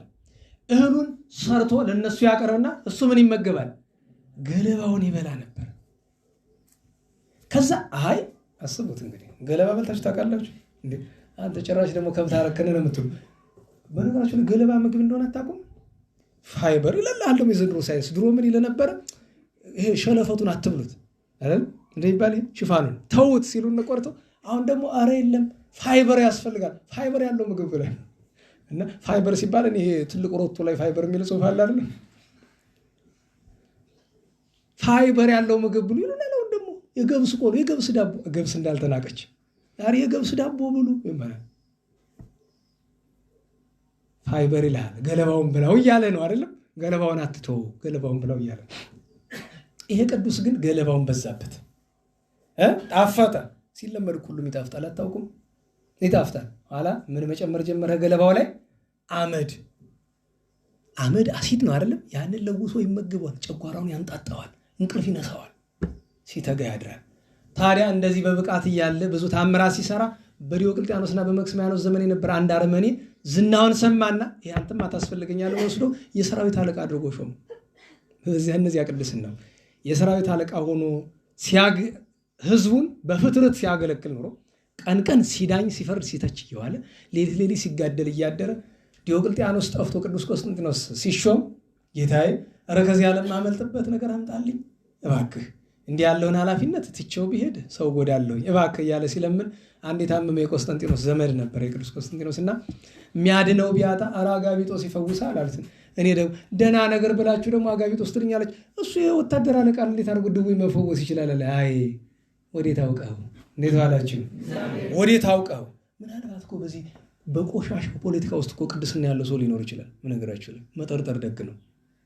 ከዛ ደግሞ ትሄድና አሁን የሚኒስተር ሊስት ታወጣና ይሄ ሊሆን አይችልም ትላለህ። እነዛ እንዳትሉ ሊኖር ይችላል። ግን አንድ የሰማሁትን ነገር ልንገራችሁ። የሆነ ወጣ ያለ አንድ ስፍራ ነው፣ የገጠር ቤተክርስቲያን ነው እና አንድ ሰው ሲቆርብ ታየ እና የቆረበው ሰውዬ በሚኒስተርነት ደረጃ ያለ ሰው ነው። እንደ አረመን የሚታይ ሰው ያስገርማል። እና ምን ሆነ ሲባል አይ መሀል ሀገር የሚያስቆርበኝ አላገኝም እንደ ክፉ ስለሚሆን እንደዚህ አይነት ነገር ሰምቼ ገርሞኛል። አይጠፋም ብዬ ነው። ሌሎችን ሰምተው ደግሞ ማንም ነው እንዳይመረምሩት። እንዴት ዋላችሁ? ከዛ ተጠራ። ቆስጠንጢኖስ ነገሩን ሰማ፣ ወስዶ አድነው አለው። ጸሎት አድርጎ አዳነው። ደስ ስላለው ቅዱስ ቆስጠንጢኖስ ምን ላድርግልህ እንዲሁ ምን ልስጥህ አለው። ምን ይሻላል? የአሜሪካ ቪዛ። የሚገርማችሁ ነገር ቸገራቸው ብለን ከምን ልናግዛቸው ከተሰበሰቡት እህቶቻችን መካከል አንዷ ምን አይነት ስራ ነው የምትፈልግ ሲባል እኔ ስራ አልፈልግም፣ ፓስፖርት አውጡልኝ፣ ዱባይ ነው የሚሄድ። ኦሮሜቴ ደህና ነሽ? ፓስፖርት አውጡልኝ። ፓስፖርቱን እዛ ወደ ሽራ ሲሻውጪው እንጂ እረዳ ገባን ነው ወይስ በአስቸኳይ 25 ሺህ ብር ክፍል እንድናወጣልሽ ነው? ጸድቅ ብዬ ባዘላት ተንጠልጥላ ቀረ ይችላሉ አባቶቻችን። አንዳንዱ ሰው እኮ ራብ አይደለም ችግሩ ጥጋብ ነው እንድንሉ እንገድዳለን። እንደ ሰው ነገር ምን አለ እንደ በልክ ቢሆን እና ምኞታችን ምንድን ነው ከተባለ እንዴ ምን አለው ቅዱስ ቆስጠንጢኖስ በጣም ነገር ምን ላርግልህ አለው። ከሹመቴ ሻረኝ፣ ከከተማ አባረኝ፣ እዚህ ከተማ እንዳላይህ በለኝ፣ በቃ ውጣ በለኝ። ገርሞት ቅዱሳንን ስለሚያውቅ ቅዱስ ቆስጠንጢኖስ ገብቶታል። ሽር ያለው ከተማ እንዳትኖር ሂድ ቀጥላለሁ። በረሃውን ገባ። ህዝቡ ተሰብስበው ኤጲስቆጶስነት አስሾሙት። ብዙ ታምራት አድርጎላቸዋል። ሲታመሙ የሚፈውሳቸው፣ ጸላይሰና ሲያስቸግራቸው የሚያረቅላቸው፣ ዝናም የሚያዘንምላቸው፣ እንኳን ሌላ ሀገር ሊያጠፋ ወንዝ ጎርፍ ቢመጣ ጎርፉን መስቀል ተክሎበት አቁሞታል ይባላል። ይመጣል ሂድ ተመለስ ብሎ በሌላ መንገድ ሰዶታል ይባላል። እግዚአብሔር በረከቱን ያሳድርብን። ያን ቀን ታላቅ ባህታዊ በኋላም ለኤጲስቆጶስነት ማዕረግ የበቃ በዲዮቅልጥያኖስ ዘመን ሰማዕትነት የተቀበለ የፍልስጤሙ የጋዛው ቅዱስ ጢሞቴዎስ እና የቆጵሮሱ ሚናስ በሌላ ስም ማትያስ ይባላል። ሚናስን ዓመታዊ በዓላቸው ነበረ። በ25 እንጦኒ ሐዲስ ዓመታዊ በዓሉ ነበረ። ዛቱ ነው። ደህና ዋላችሁ? እንዴት ዋላችሁ? ሐዲስ እንጦኒዎስ፣ እንጦንስ ማለት ስሙ ረውህ ነው። ቆሮሳዊ ነው። የደማስቆ የሶሪያ ሰው ነው። በጣም ሀብታም ነው። አረመኔ ነው። በስጋው ደሙ ላይ የሚቀልድ ካህናትን የሚደበድብ ቤተክርስቲያንን የሚያስቸግር አረማዊ ነው። አንድ ቀን መጥቶ እንደለመደው ክፉ ለማድረግ ገብቶ የቅዱስ ቴዎድሮስ በናድሌዎስን የምስራቃዊ ቴዎድሮስን ስላድኖን አየው። ቀስት ወርሮ ስዕሉን ወጋው። ስዕሉ ዝም አለ። በስዕሉ ያለ ሰማዕቱ ዝም አለ። ደጋገመው። መጨረሻ ላይ አንዱ አንቀጽ ተቀብሎ ራሱ ስዕሉ መለሰለት። ሄዶቹ ላይ ተሰካበት። ቀስት እንግዲህ ወኮኑ ከመቀስት ጠዋይ ይላል አይደል? ሄዶ ገባ እያለ ቤቱ ሄዶ ያችን አሽጎ ቁጭ ሲል ሰው በቅቶ እንኳን ማያየውን ነገር አየ። ከሰማያት መንፈስ ቅዱስ በአምሳለ ርግብ ሲወርድ ጌታችን መድኃኒታችን ኢየሱስ ክርስቶስ በካህናት እጅ ሲፈተት ቅዱስ ክቡር ደሙ ተመለከተ። የክርስቲያኖች ሃይማኖት ምን ድንቅ ነው ብሎ በዚያ ምክንያት አምኖ የሚያጠምቁ አጣ። ፈርተው ማን ያጥምቁ? በዛ ዘመን አረማውያን በጣም የገነኑበት ዘመን ስለነበረ ኋላ ጳጳሱ ምን አሉ? ሂድ በቃ በረሃ ወደ አንዱ በረሃ ሂድ፣ እግዚአብሔር የሚያጠምቀው ይሰጥሃል አለው። እመቤታችን ተገልጣ አይዞ እኔ አለሁልህ ብላ 2 ስውራን ሰጠችው። እነዚያ 2 ስውራን አጥምቀው ክርስቲያን አድርገው አስተምረው ከምንኩስና ማዕረግ አድርሰውታል። ኋላም ብዙ መከራ ተቀብሎ ሰማዕት ሆኗል። ሰማዕትነት ሲቀበል አክሊል እነዚያ 2 ስውራን መጥተው በራሱ ላይ አድርገውለታል ይባላል። በረከቱ ይደርብን፣ በረከቱ ይደርብን። ያን ቀን ሌላኛው ቅዱስ ሰው አባታችን አቡፋና ነው። እዚህ በፊት ደጋጋሚ እንደምነግራችሁ ትክክለኛ ነው ስሙ ማን ነው? ቅዱስ ፋና ነው ስሙ። ፋና ግን ቅዱስ አባ ፋና አቡ ፋና በጊዜ የተለመደና የማዕረጉ ወይም የቅዱስና መጠሪያውና ስሙ አንድ ላይ ሆኖ ምን ይባላል? አቡ ፋና። አቡ ፋና ለየት ያለ ገድል አለው። እሱ ምንድን ነው? መቆም በሉ ኧረ በሞቴ መቆም ስል ታዲያ 10 ደቂቃ 20 ደቂቃ አይደለም። ቅዱሱ በ2 በ3 ቀን የሚመገብ በቀን 500 አሁን ስማት የሚደግም ሰው ገድሉ እሱ ነው። ብዙ ታምራት አድርጓል። ህብስት አበርክቷል። የዚያን ቀን ጸገብ ነው ጊዜ በረከተ ቤት ካረል መስዋዕቱ የነበረ ለሱ ነው። ህብስት አበርክቶ አብልቷል። ኋላ የእግዚአብሔር ድንቅ ስራ ይገለጥ ዘንድ መጥረቢያ ወስዶ ከደጁ ላይ ጉድጓዱ አለ፣ እዚያ ላይ ጥሎት መጥረቢያው ተንሳፎ ይኖራል። እግዚአብሔርን እያደነቁ እጹብ እያሉ ይሄዳሉ። ታዲያ አንድ ጊዜ ጥያቄ ጠየቀ። ሁልጊዜ እነግራችኋለሁ። ምን የሚል ጥያቄ ጠየቀ? ጌታዬ እንዲያው ተወስደኝ ዘንድ ምን ያህል ቀን ቀረኛል? እግዚአብሔር እንዲህ ያለ ጥያቄ ብዙ ጊዜ ቅዱሳን አይለምኑትም። ሲለምኑትም መልሱ ከባድ ነው። ለምን? ቅዱስ ሙሴ እንዲህ ያለምኑ የደረሰበትን ታውቃላችሁ። የእግዚአብሔር መልአክ ይገለጥና ረቦ ይታያውን አቡ ፋና ተርፈከ 18 18 ቀረህ አለው። ጌታዬ 18 ምን አለው? ተሰወረ። አይ 18 ሰዓት ቀርቶኛል ብሎ አሰበ። እችን 18 ሰዓት ነፍሴ እስከምትወጣ ድረስ አልቀመጥም ቁሜ ጸልያለሁ ብሎ ጸሎት ጀመረ።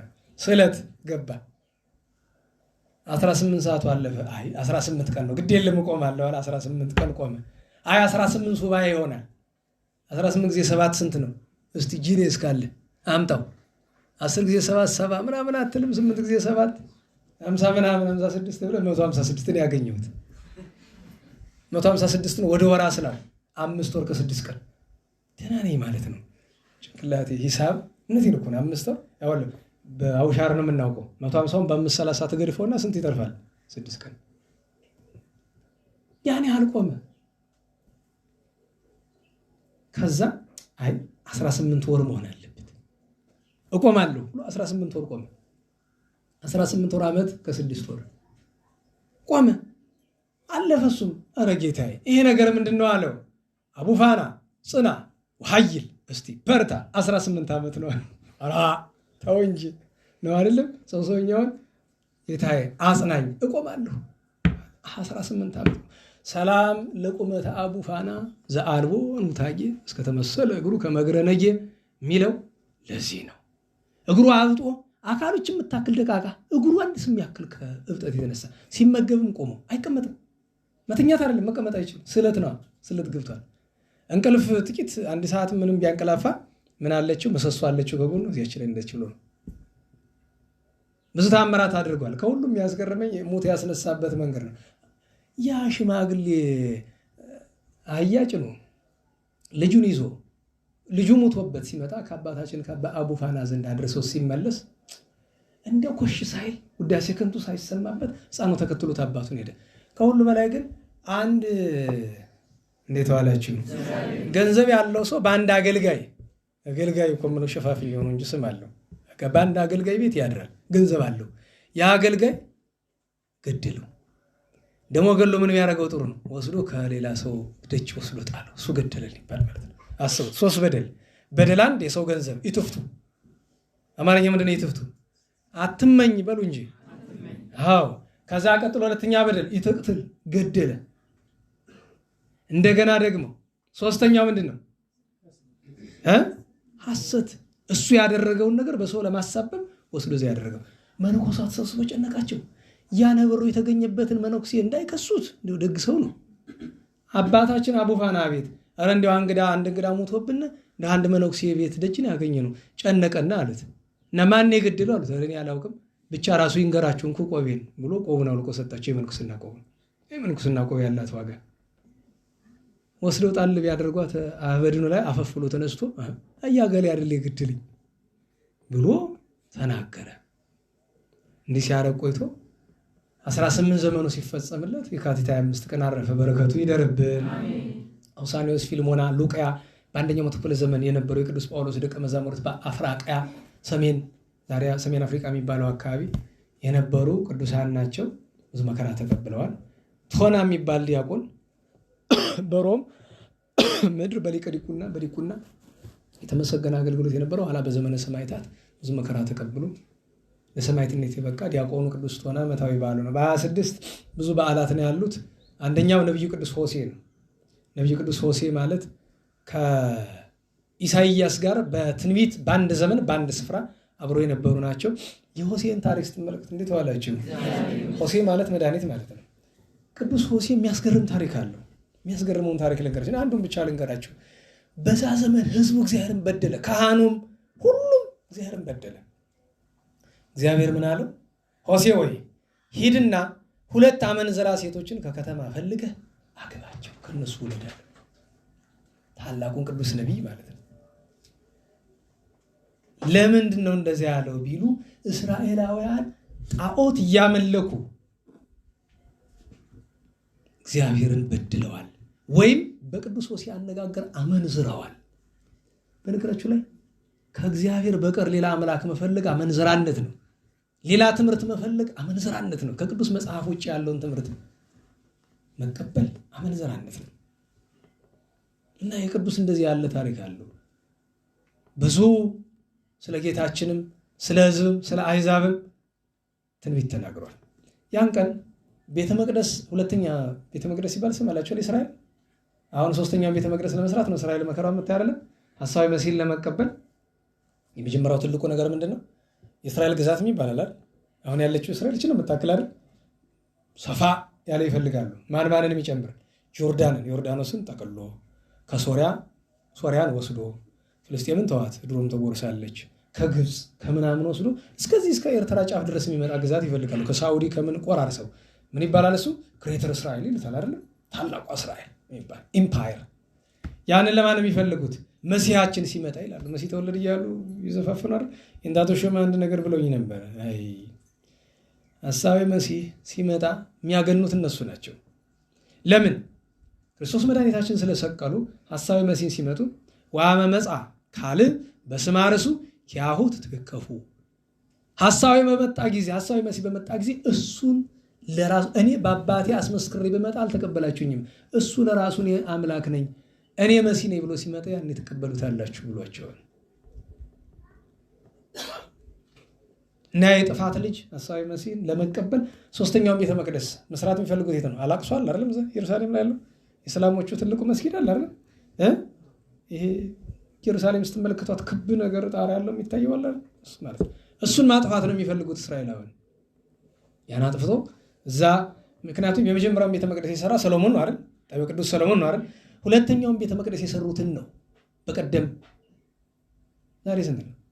27 ትናንት ማለት ነው። ትናንት ያከበርናቸው ቤተ መቅደስ ሲሰራ 7 ዋና ሰዎች ነበሩ እንድታውቁት። እናውላችሁ ዘካርያስ የተቋመ ማይቶት ኩለንታ ወርቅ በየማና ወበጸጋማ አይጾቀ ዘይት ይላል አይደል? ሁለቱ በየማና በጸጋማ የተባሉ ዘሩባቤልና ዮሴ ናቸው። ነገር ግን አይታችሁ ከሆነ መቅረዝ ቀንዲሉ የብሉይ ኪዳን መቅረዝ ስንት ነው? ብርሃን ማውጫው ስንት ነው? 7 ነው አይደል? እነዚህ 7ቱ በአዲስ ኪዳን ሌላ ምስጢር አላቸው። በብሉይ ኪዳን ግን ያንን የመቅረዙን 7ቱን የሚወክሉት 7ቱ ሁለተኛውን ቤተ መቅደስ የሰሩ ቅዱሳን ናቸው። እንቁጠር። አንደኛ ንጉሱ ቅዱስ ዘሩባቤል፣ ሁለተኛ ሊቀ ካህናቱ ዮሴ፣ የሰማችሁ ነው። ሶስተኛ እዝራ ነህምያ፣ አራተኛ እዝራ ሱቱኤል፣ አምስተኛ ነቢዩ ቅዱስ ሚልክያስ፣ ስድስተኛ ነቢዩ ቅዱስ ዘካርያስ፣ 7ኛ ነቢይ አለ። እስቲ አምጡ። የኔ ቤት ፈርሶ እናንተ በዘጌጠ ቤታችሁ የሚለው ነቢይ ማን ነው?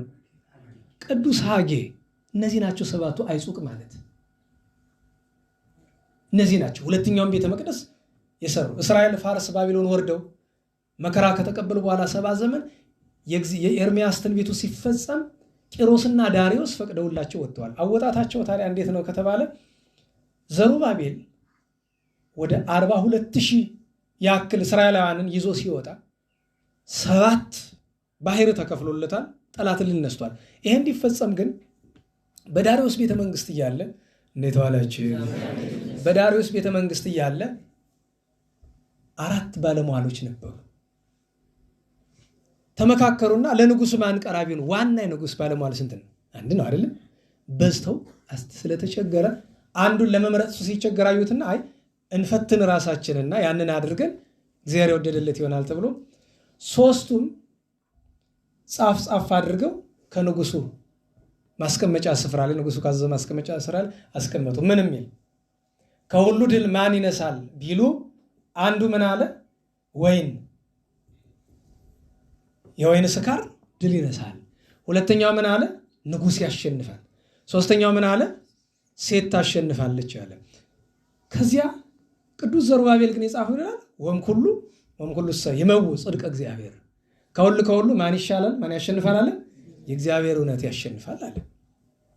ንጉሱ መጥቶ ሲከፍተው አንተ ወይን ያሸንፋል ያልክ ለምንድን ነው? አይ ጀግናውን የሚጥለው የወይን ስካር ነው። አንድም ሰው ወይን ጠጡ የሰከረ እንደሆነ ደግ ይሆናል፣ ብሉ ጠጡ ነው ይላል። ልበሱ ምናምን ነው ኋላ ሲነቃ ሊቆጨው ማለት ነው። ሰው ሲሰክር እንደዛ አይደለ? ብላ ጠጡ ችግር የለውም ነው የሚል መትመቱን ስጭልኝ እንደሚለው ጠላ ቤት አማርኛ ማለት ነው። እና እንደሱ ብዬ ነው አለ። አይ መልካም ተናገራል። አንተ ንጉስ ያሸንፋል አልክ። ዓለምን የሚገዛት የሰው ልጅ ነው። የሰው ልጅ ሁሉ የሚገዛው ማን ነው? ንጉስ ነው። ንጉስ የረዘመውን ያሳጥራል፣ ያጠረውን ያስረዝማል። እሺ ቢለው ያስተዳድረዋል፣ እምቢ ቢለው ከፍ ብሎ አንገቱን ዝቅ ብሎ ባቱን ይቀጣዋል። ማን ለንጉስ የማይታዘዛል አሉ። መልካም ብላል። አንተሳ ሴት ታሸንፋለች ያልካል። እንግዲህ ከመክሌ መዋዕያነ ትመቡ በሲት እንዲለው እሱን ነው ያመጣው አባታችን አባ መዝሙረ ክርስቶስ ሲተረጉምና አንተሳ ሴት ታሸንፋለች ያልክ በምን አቅሟ ነው አለው። አይ ጌታዬ ሁሉ ንጉስ ያሸንፋል። ንጉስ ሴት ያገባል። ግዳል ንጉስ አለ ሴት የለም። ሴት ያገባል። ስትፈልግ ዘውዱን ወስዳ በራሷ ታስቀምጠዋለች። እንዲያውም በጥፊት ማታለች። አንዳንዴ እኮ ንጉስን በጥፊ ማቱ ሴቶች አለ። አጤ ቴዎድሮስ ስላልሰማችሁ እቴጌ ጥሩ ወርቅ እሷን ይማርና የማይሆን ነገር ተናገረቻቸው። በጣም ማን ይሰማል? ፊት አውራሪ ገብርዬ ትክክለኛ ሰው ማን ነው? ገብረ ሕይወት ተቆላምጦ ነው እኮ ገብርዬ። ጌታዬ የኢትዮጵያ ንጉስ ሀገር የሚርድልዎት እንዴት አንዲት ሴት እንዴት እናገራለች? አንተ እሷ ሱሬን አውልቄ ነው የምታውቀኝ ብሎሃል ይባል። ትርጉሙ ብዙ ነው። ዙሮ ጀግና በቤቱ ተከብሮ አያውቅም። በነገራችሁ ላይ ወንድ ልጅ በሴቲት መከበር ከፈለገ ችግር ነው። ለምን ጀግናን ወንድ ሴት አታከብረውም ይባላል ብዙ ጊዜ አይደል? በተለይ ቤቱ ያለችው ለምን አንድ ጊዜ እሷ ሀገሩ ነው አለ እና ንጉሱን ሴቲቱ ዘውዱን ቀምታ በራሷ ታደርግ በጥፊት ማለች እጅ ብሎ ሲላት ታለቅሳለች። ያን ጊዜ አባብሎ አረ ይፈልግሽውን አድርጊ ብሎ ይላል። በዚህ ይረታላል። አንተሳ አለው አይ መቼስ እግዚአብሔርን የሚረታው አለ። ግን እውነት ያልከው ምንድነው አለ? የማታ እውነት ይረታ ብሎ አለው። አይ ያንተ ያረካል ከሁሉ እንዴ ምን ላርግልህ አለው። ቃል ገብተልኝ ነበር እኮ ቤተ መቅደስ እንዲታነጽ አገሬን እንዲሄድ ብሏል። ፈቅጄልሃለሁ። ህዝቡን ይዞ ሄዶ ቤተ መቅደስ 9 ዓመት ሲወጡ ሲወርዱ ኖረዋል። በተለይ 3ቱን ዓመት ሲፈርስባቸው ኖሯል። ቤተ መቅደስ እየፈረሰባቸው ኋላ ጸሎት አድርገው እርሱ ታላቁ ሊቀ ካህናት ቅዱስ ዮሴን መልክአ ማርያም አታውቁትም? ለምታከፍተች ማርያም ድንግል ለዮሴ ሰርጎ ትርሲቱ የሊቀ ካህንነቱ ጌጽ ነው። በትንቢተ ዘካርያስ ምዕራፍ 4 እና ምዕራፍ 6 ብትመለከቱ ስለ እነዚህ ቅዱሳን በደንብ ታገኛላችሁ። በዜና መዋዕልም አለ እና እነዚህ ቅዱሳን ኋላ ነቢዩ ቅዱስ ሆሴዕ እነ ሳዶቅ የፋርስ የኢራን ሰማዕት ነው። እነዚህ ሁሉ እነ ዕዝራ ነህምያ ቤት እንዴት ያለ ግሩም እዝራ ሱቱኤልና እዝራ ነህምያ ሁለት ሰዎች ናቸው። የውጭ ሰዎች ይቀላቅሏቸዋል፣ የተለያዩ ናቸው። የእዝራ መጽሐፍ ስንት ናቸው? እንዴት ዋላችሁ? 4። ዓለም ግን የሚያውቀው 2 ነው። እኛ ግን የምናውቀው 4 ነው። የሁሉንም በረከት ያሳድርብን። ሰዓት ሆነ። ጥሩ። ዛሬ አባታችን ታላቁ ቅዱስ አንስጣሴዎስ የ318ቱ ሊቃውንት 4 ሊቃነ መራብዕት ሲመረጡ ከቅዱስ እለእስክንድሮስ በፊት ታውቃላችሁ ለሊቀ ማህበርነት የተመረጠ ማን ነው? ቅዱስ አንስጣሴዎስ ነው፣ ወይም ኤዎስጣቴዎስ ነው። አረጋዊ ሊቅ ነው። አርዮስን በወቅቱ የነበሩትን አርዮሳውያንን እና አውሳቢው ዘቂሳርያ እና አውሳቢው ዘኒቆምዲያን ተከራክሮ ምላሽ ያሳጣቸው የሚያደርጉት ነገር ቢያጡ ከኒቅያ ጉባኤ ከ5 ዓመት በኋላ ወደ ኢየሩሳሌም ሲሄዱ አመንዝራ ሴት ገዝተው እኔን አስገድዶ እንዲያደርጉኝ ከኔ ልጅ ወልዷል ብለሽ መስክሪልን ብለው ፍርድ ቤት አስቀርበው አስመስክረውበት ስደት አስፈርደውበት በስደት ሄዶ እዚያው ነው የሞተ። ሰማዕት ነው፣ ተአማኒ ነው። ሌላኛው ዛሬ በኢትዮጵያ ታሪክ ከተነሱ ታላላቅ ቅዱሳን አባታችን የማኅበረ ሥላሴው አቡነ አምደ ሥላሴ ናቸው። ጎጃም ተወልደው በወሎ ውስጥ ባሉ ገዳማት በገድል ኑሮ ኋላ ለ60 ዘመናትና እዚያ በላይ በማኅበረ ሥላሴ ገዳም ኑሮ በአጤ ሱስንዮስ ዘመን መንፈሳዊውን ጦርነት ከተሳተፉት ቅዱሳን መካከል በግንባር ቀደምትነት መሪ ሆነው ሱስንዮስ ምላሱ ሲጎለጎል ቅዱሳንን ይዞ መጥተው ጸሎት አድርገው ምላሱን መልሰው ሃይማኖት ይመለስ፣ ካቶሊካውነት ይፍለስ፣ ተዋሕዶ ትንገስ፣ አንድም ፋሲል ይንገስ፣ ሃይማኖት ይመለስ ብሎ አዘዞ ሲባል ተሰሙ የለ? አዘዞ ነው ነገሩ፣ አዘዞ ሳይሆን አዘዞ። ፋሲል እንዲነግስ ሃይማኖት እንዲመለስ አዘዞ። ማን? አምደ ሥላሴ። ማንን? ሱስንዮስን አዘዞ። በዚያ ምክንያት አዘዞ ተብሎ ቀርቷል። እና እንዲህ ቅዱስ አባት እንድታውቁት የሚያስፈልገው መንበረ መንግስት ላይ የማኅበረ ሥላሴ ሕንፃ አለ አይደለም? ያ ስፍራ አባታችን ጻድቁ አቡነ አምደ ሥላሴ ካቶሊክ ሆነው የነበሩትን የቤተ መንግስት ሰዎችን በአጤ ፋሲል ጠያቂነት አስተምረው ያጠመቁበት ስፍራ ያ ስፍራ ኋላ ምን ሆኖ ተሰጥቷቸዋል? እሳቸው ርስት ሰፊን የነበር አሁን ተቆነጣጥበ ብቻ ለትውልድ ታሪክ ያክል ቀርታለቻች። ማኅበረ ሥላሴ ታውቃላችሁ ኢትዮጵያ ውስጥ ስንጥር ታክል ነቅ የማይገኝባቸው ስርዓትም ማያፈርሱ የጥንት ማኅበረ ሥላሴ የዛሬ 400 ዓመት አቡነ አምደ ሥላሴ እያሉም የዛሬ 600 ዓመት የዛሬ 700 ዓመት የነበረውና የዛሬው አንድ አይነት ነው። ሰርተው የሚኖሩ ቅድስናቸው ለዓለም የሚያበራ ከ7 ጊዜ በላይ በአረማውያን ሰማዕትነትን በተለያየ ዘመን የተቀበሉ ናቸው። እግዚአብሔር ሁሉንም በረከት ያሳድርብን ያሳድርብን። ነገ 28 ነው። ታላቁ የሮሜ ሰማዕት ቅዱስ ቴዎድሮስ አለ። የጸገሮ የጎንድ ተክለ ሃይማኖቱ አባታችን እጨጌ አባ ዮሐንስ ጽንሰታቸው ነገ ነው። በ29 እናታችን ፍቅርተ ክርስቶስ እማሞዝ ቤተክርስቲያኗ ታውቁታላችሁ። ሲና አቡነ አረጋዊ ቀበሌ 1 ቅዱስ ቢላካሪዮስ የሀገረ አርሞኒ ሰማዕት ኤጲስቆጶስ ነው። በ30 መጥምቁ ቅዱስ ዮሐንስ አስተርእዮተ ርእሱ ነው የካቲት 30። በአንድ መጋቢት 1 እንግዲህ መንፈቀ ዘመኑን የምንጀምርበት ነው። ሁለተኛው መንፈቀ ዘመን ቅዱስ በርኪሶስ አለ፣ ቅዱስ ማትስ አለ፣ ቅዱስ እለእስክንድሮስ አለ። በ2 ጎርጎርዮስ ራሄቦአት አለ፣ አባ መከራዊ አለ፣ ኢትዮጵያዊ ጻድቅ አቡነ መክፈልተ ማርያም አሉ። በ3 አባ ቆዝሞስ፣ አባ በርፎኒዮስ አሉ። የዛሬ ሳምንት በ4 ቅዱስ ሃኖሊዮስ መኮንን መፍቀር የጥበብ ወልደ ዳዊት የዳዊት ልጅ ቅዱስ ሰሎሞን ዕረፍቱ ይታሰባል። ኢትዮጵያዊት ጻድቅ እናታችን ቅድስት ሀይመተ ሥላሴም ዓመታዊ በዓሏ ነው። እንግዲህ የሳምንት ሰዎች ይበለን። በቀሪዎቹ 5 ወይ 8 ደቂቃዎች ትምህርታችን እናጠቃለን። ትምህርታችን ርዕስ ምንድን ነው? መዝናኛ ኢንዱስትሪ ተጽዕኖ ምንድን ነው? ባጭር መዝናናት ምንድን ነው? በባህላችን ውስጥ ዘና እንበል የሚል ቃል አለ የለም? እንዴት ዋላችሁ? ዘና እንበል የሚል ቃል አለ የለም? የለም። ዘመናዊ አማርኛ የለም። ዘና እንበል ሲል ሰምታችሁ ታውቃላችሁ? ትልቅ ሰዎች ይላሉ ገጠሬ ሲል ሰምታችሁ ታውቃላችሁ? አይሉም። ቢበዛ እንዴት ቃል ነው የሚጠቀሙት? ወደ መሀል ሀገር ብትሄዱ ዛና፣ እስቲ ዛና እንበል ይላሉ። ዛና እንበል ምን ማለት ነው? ተደላድለን እንቀመጥ ነው እንጂ እንዝናና ማለት አይደለም። ዛና እስቲ እንበል፣ እስቲ ዛና በሉ ይባላል። ተደላድሎ ሰፍተ በደንብ ተቀመጥ ነው። ታዲያ ዛሬ መዝናኛ የምንለው ድሮ ምንድን ነው የሚባል? ምንድን ነው የሚባል? ጨዋታ። ምን ይባላል? ጨዋታ። ምክንያቱም እንድታውቁት የሚያስፈልገው ነገር መዝናናት የሚለውን ነገር ከኛ ባህል አንጻር መጀመሪያ እንመልከተው እስኪ። እንደ ከመንፈሳዊነቱ በሚቀድም ምንድነው በእኛ ባህል መጀመሪያ ሰው መዝናናት የሚፈልገው ለምንድን ነው?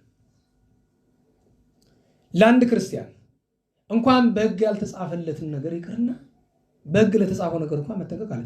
በክርስትና ሕግ ውስጥ ተዝናና የሚል ቃል አለ? ንገሩኝ። ኧረ በሞቴ ከነቢያት ሲዝናና የነበር አለ? ከሐዋርያት፣ ከጻድቃን፣ ከሰማዕታት የለም። በቤተ ክርስቲያን እንደዛ እንድናደርግ የሚመክር ነገር የለም። ታዲያ ነገሩን የምንይዘው በሁለት ከፍለ ነው። አንድ ባህል፣ ሁለት ዘመኑ ያመጣው ነገር ብለን ባህሉን እንመልከተው። በባህሉ ሰዎች እንጨዋወት የሚለው ጨዋታ የሚፈልጉ መቼ ነው? ከረጅም ስራ በኋላ አይደል? እያዳመጣችሁ ነው? ከምን በኋላ? ኧረ በሞቴ እኔ በነገራችሁ ላይ ልቤ ወደ ውስጥ እየዛቤሉ እንኳን ዝም ብላችሁ እንዲሁም ከባድ ነው። ጉንፋን ክፉ ነገር ነው። የዘመን ጉንፋን ደግሞ መቆም መቀመጫ ነው የሚነሳ። ነባካችሁ ግድ የላችሁ። ይሄ የምለፈልፈው ራሴን ልጠቅም አይደለም እናንተ ቢረባችሁ ብዬ ነው። ይሄ ለፍርፌ ምን እንጠቀማለሁ በሽታ ከመግዛት በቀር። ምክንያቱም እናንተ ባልተረዳችሁት መጠን ኪሳራ ውስጥ ነው የምንገባው። ዕዳ ለመዋጣት ብዬ ማስተማሩ አስፈላጊ አይመስለኝም። እንካ ብላ አፈር ብላ ነው የሚሆነው። ስለዚህ ልብ በሉ። መዝናናት የሚባል ነገር አይደለም ይቅርና በሃይማኖት በባህላችን ውስጥ አይደለም ያለው። በባህላችን ውስጥ ያለ ምንድነው አለ? ጨዋታ ነው ያለ። ያ ጨዋታ መልኩ ብዙ አይነት ነው። ነገር ግን ያ ጨዋታ የሚደረግባቸው ሁለት ነገሮች አሉ። አንደኛው ቅድም ነገርኳችሁ ምንድነው? ከስራ በኋላ በጣም ድካም ሲበዛ አንድ አይደለም። ሁለተኛ በዓል ሲሆን ነናላችሁ በዓል ሲሆን ተግባራዊ ነገር ሊሆን ይችላል። ለምሳሌ ሰንጠረዥ ታውቃላችሁ?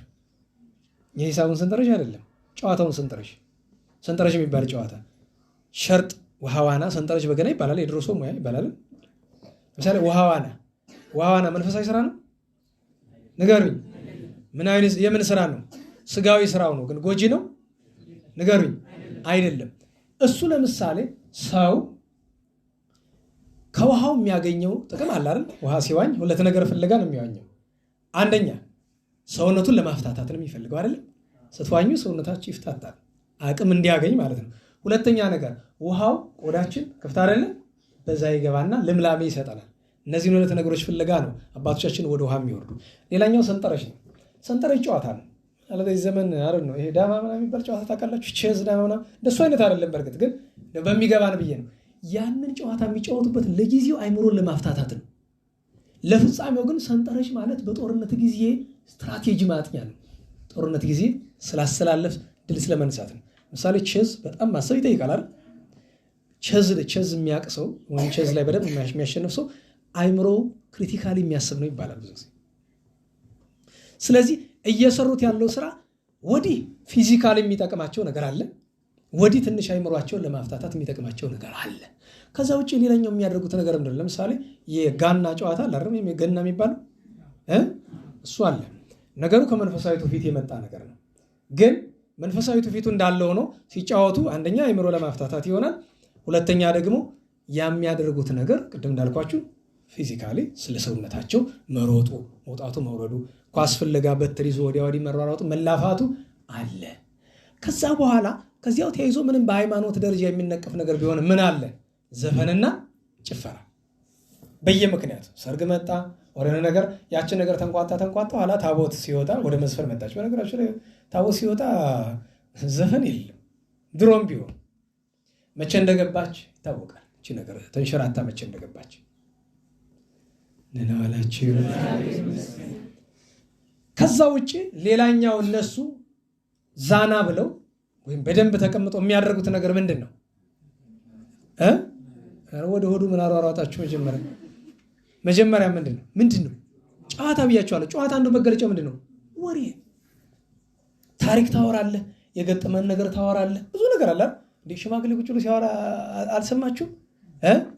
ሽማግሌዎች ሲያወሩ የገጠማቸውን ነገር ሲያወሩ፣ ያዩትን ነገር ሲያወሩ ታሪክ ይሆናል።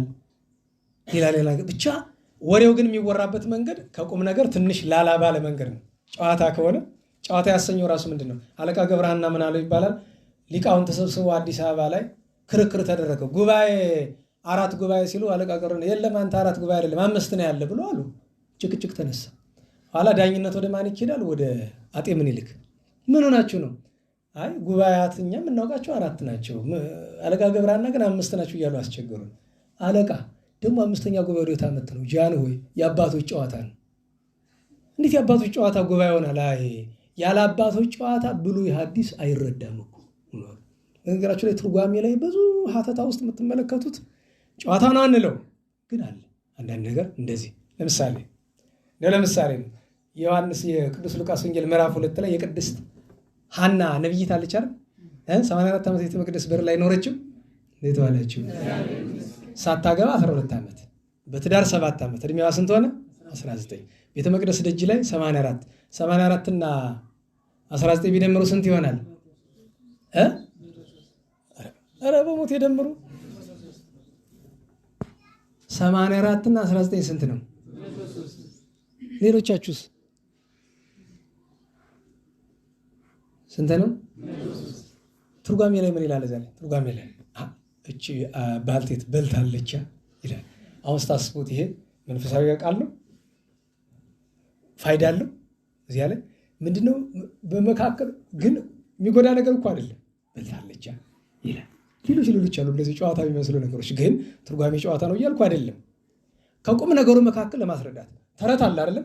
ለምሳሌ አንድ ትርጓሜ ላይ ሲተረጉም ከቆየ በኋላ አይ የእንጦጦ መምህር ሳይናገር ቢናገር በዓመት ያው መሬት ይላል አይደል? ያው ነው ተረትና ምሳሌ። ጨዋታ ሲባል ሁሉ ጨዋታ ሳቅ ፌዝ አይደለም አይደል? ቁም ነገር ያለው ጨዋታ አለ አይደለም? እንደዛ እና ጨዋታ ሲባል ሰዎች ዛና ብለው ተቀምጠው መጫወት ነው። ያ የሚነጋገሩት ነገር ወዲህ የሚያወሩት ቁም ነገር ፍሬ ያለው አይደል? አይምሮ የሚጠቅም ነገር። ሁለተኛ ደግሞ የሚወራበት መንገድ ትንሽ ላላ ያለ ነው አይደለም? ላላ ያለ ነው እሱ ደግሞ ላይምሮ። አሁን እኛ በባህላችን የምናውቃቸው ነገሮች እነዚህ ናቸው። ዛሬ ግን መዝናኛ ተብሎ የምንሰማው ነገር ምንድን ነው? ቅድም ያነሳነው ነገር መጀመሪያ መዝናናት በክርስትና ውስጥ አለ ወይ? ከቶሆኑ የለም። መዝናናት የሚባል ነገር በክርስትና ውስጥ ከቶሆኑ የለም። ሰዎች ከገድል በኋላ ማረፍ አለባቸው። አንድ ክርስቲያን በጣም ሲደክመው ማድረግ ያለበት ነገር አለ አይደል? በጣም ከደከመው ምንድነው ማድረግ ያለበት? አንደኛ ሰውነቱ በጣም ካልደከመ ከመጠን በላይ ካልሆነበት መጽሐፍ መመልከት። እየሰማችሁ ነው? ምን መመልከት? መጽሐፍ መመልከት። ሁለተኛ ከአቅም በላይ ከሆነበት ምን ማድረግ? በነገራችሁ ላይ ሰዎች ዘፈን በማዳመጥ ራሳቸውን ማደስ አይችሉም ይመስላል። ሰዎች በመጠጥ ራሳቸውን ሊያድሱ አይችሉም። ሰዎች ፊልም በማየት ኳስ በማየት ሰዎች ሊታደሱ አይችሉም። ብቸኛው ሳይንስ የሚያምንበት የሰውን ጭንቅላት የሚያድስ ነገር ምንድን ነው? እንቅልፍ። አይምሮ ሪስታርት እንዲያደርግ ምን አድርግ ነው የሚባል? ተኛ። እንቅልፍ ሁለተኛው አማራጭ። ሶስተኛው አማራጭ ምንድን ነው? ወጥቶ ምን ማድረግ? መንቀሳቀሳል። ያን ስትንቀሳቀስ ግን አይምሮህን ተዘክሮት እግዚአብሔር ሳይጠፋ ለአባቶቻችን ደግሞ አንደበትህ ስብሐተ እግዚአብሔር እያደረግ ጸዋቱ የተማርከው ካለ ያንን እያደረስክ አንድ መንፈሳዊ ሰው ቢደክመው ወይ ይተኛል፣ መጻሕፍት ይመለከታል፣ ወይ ይንቀሳቀሳል። ካልሆነም ደግሞ ከአባቶች ከወንድሞች ከእናቶች ከእህቶች ዘንድ ቀረብ ብሎ መንፈሳዊ ጭውውት ያደርጋል እንጂ ደከመኝ መዝናናት ፈልጋለሁ ብሎ በዚህ ዘመን መዝናኛ ተብሎ የሚታወቁ ነገሮች ጭፈራ ቤት፣ ካፌ። ሰዎች ካፌ መሄድ ኃጢአት ነው እያልኩ አይደለም። እንዴት ዋላችሁ? አንተ ደበረኝ ብለህ ሂደህ ካፌ 501 ሺህ ብር ከፍለህ ሻይ ስትጠጣ ያ ከፍለህ የምትጠጣው ገንዘብ የደም ማዕበል ሆኖ እንደሚመለስብህ አታውቅም? ደህና ዋላችሁ? ያን ያህል ገንዘብ ካለ መንገድ ላይ ያን ሁሉ ድሃ እንዴት አልፈው ሄድክ? ደግሞ የሚገርማችሁ ዓለም የምታቀርበው መዝናኛ ኃጢአት ሆኖ ክፋት ሆኖ ብቻ አይበቃውም። ምን ያስከፍላል? ደግሞ ገንዘብ ሁሉ ያስከፍለናል። እና ስለዚህ እንደ ክርስቲያን በአንድ ቀን እንድንወጣ አይደለም እኔ እየነገርኳቸው ያሉት፣ መነሻ ነው እየሰጧቸው ያሉት እንድናውቅበት። ከዛም አጠቃላይ የማደርግላችሁ ይሄ ፊልም ኢንዱስትሪ የሚባል አለ፣ የሚውዚክ ኢንዱስትሪ የሚባል አለ፣ የስፖርት ኢንዱስትሪ የሚባል አለ። እነዚህ አካላት እነማን ናቸው የምትለው ብቻ ፍንጭ ልስጣችሁ። ለምሳሌ ፊልም የሚሰሩ ሰዎች ተደጋጋሚ በርግጥ ነግራቸዋለሁ፣ ያደመጣችሁ ነው። ፊልም የሚሰሩ ሰዎች ቅድም ብያቸዋለሁ። መጀመሪያ ደረጃ እኛ ሊጠቅሙ አይደለም የሚሰሩት። ፊልም ሲሰሩ ዓላማቸው እንዴት ዋላችሁ? ሁለት ነው ዓላማቸው። አንደኛው ዓላማ ምን ይፈልጋሉ? ገንዘብ አይደለም። ገንዘቡ የሚገኘው ከየት ነው? ከኛ አይን ነው የሚገኘው። በነገራችሁ ላይ እገሌ የሚባል ኳስ ተጫዋች ምናምን ስትሉ ዓለም ላይ ያለ ተመልካች ነው። ምክንያቱም ያ ገንዘብ የሚገኘው በስፖንሰርሺፕ ነው። ስፖንሰር የሚያደርጉ አካላት ደግሞ ስፖንሰር እንዲሆን የሚከፍሉበት መቼ ነው? ሰው ከተመለከተ ለምሳሌ አሜሪካ ይሄ ቦውሊንግ አለ አይደል? ይሄ ፕሬዚዳንት ሁሉ የሚገኝበት ይሄ ሁሉ ትኩረት ለምንድን ነው ለ10 ሰከንድ እና ለ30 ሰከንድ ማስታወቂያ $5 ሚሊዮን $10 ሚሊዮን የሚከፈል ምን ይመስላችኋል? አሁን የዓለም ዋንጫ ሲመጣ እነ ኮካኮላ ሌሎችም ያን ያህል በቢሊዮን የሚቆጠር ገንዘብ ለፊፋ የሚከፍሉት ለምንድን ነው? ምን ጥቅም ያገኛሉ? ምክንያቱም ፕሮሞሽኑን የሚያዩ ማን ነው? እኛ ነን። ቆሻሻው የሚደፋ ከኛ አይን ላይ ነው፣ ከኛ ጆሮ፣ ከኛ ጭንቅላት ላይ ነው። ስለዚህ የመጀመሪያ ፍላጎታቸው ምንድነው? የፊልም በለው የሙዚቃ በለው የስፖርት በለው ከዛ ጀርባ ያሉ ሰዎች መጀመሪያ የሚፈልጉት አንዱ ነገር ምንድነው? ገንዘብ ነው። ሰው መሸቀጫዎች ነን። ከሁሉ የከፋው ግን እኔ በነገራችሁ ላይ እዚህ ላይ ስክሪን አምጥቶ በጣም አይገባም። እዚህ ላይ አይደለም እንደው ከውጭ ላይ ነጭ ግድግዳ ያለበት ደግሞ ከውጭ ላይ መሆን አይችልም። ምክንያቱም ብርሃን ስላለ ማየት አይቻልም፣ ወይ በጨለማ ካልሆነ በቀር ስክሪን አምጥቶ ፕሮጀክተር አምጥቶ አንድ የራፕ ወይ አንድ የሂፕ ሆፕ ወይ አንድ ዘፈን ላይ ከውስጥ ያለውን ኮንተንት ለይባል ግጥም አይደለም የምትሉት እሱን ብንመለከት በመካከሉ ቃል በቃል አልኳችሁ ከብዙዎቹ ግጥም ውስጥ ጌታችን የሚሳደብ ሎቱ ስብሐት ሰይጣንን የሚያወድስ አብዛኛው እንደዛ ነው። መጨረሻው መነግራችሁ ነገር እኔ ዛሬ ሆኖ ተነስቶ ከዚህ በኋላ ፊልም አላይም ብሎ የሚጨክን ሰው ካለ በጣም ጥሩ ነው።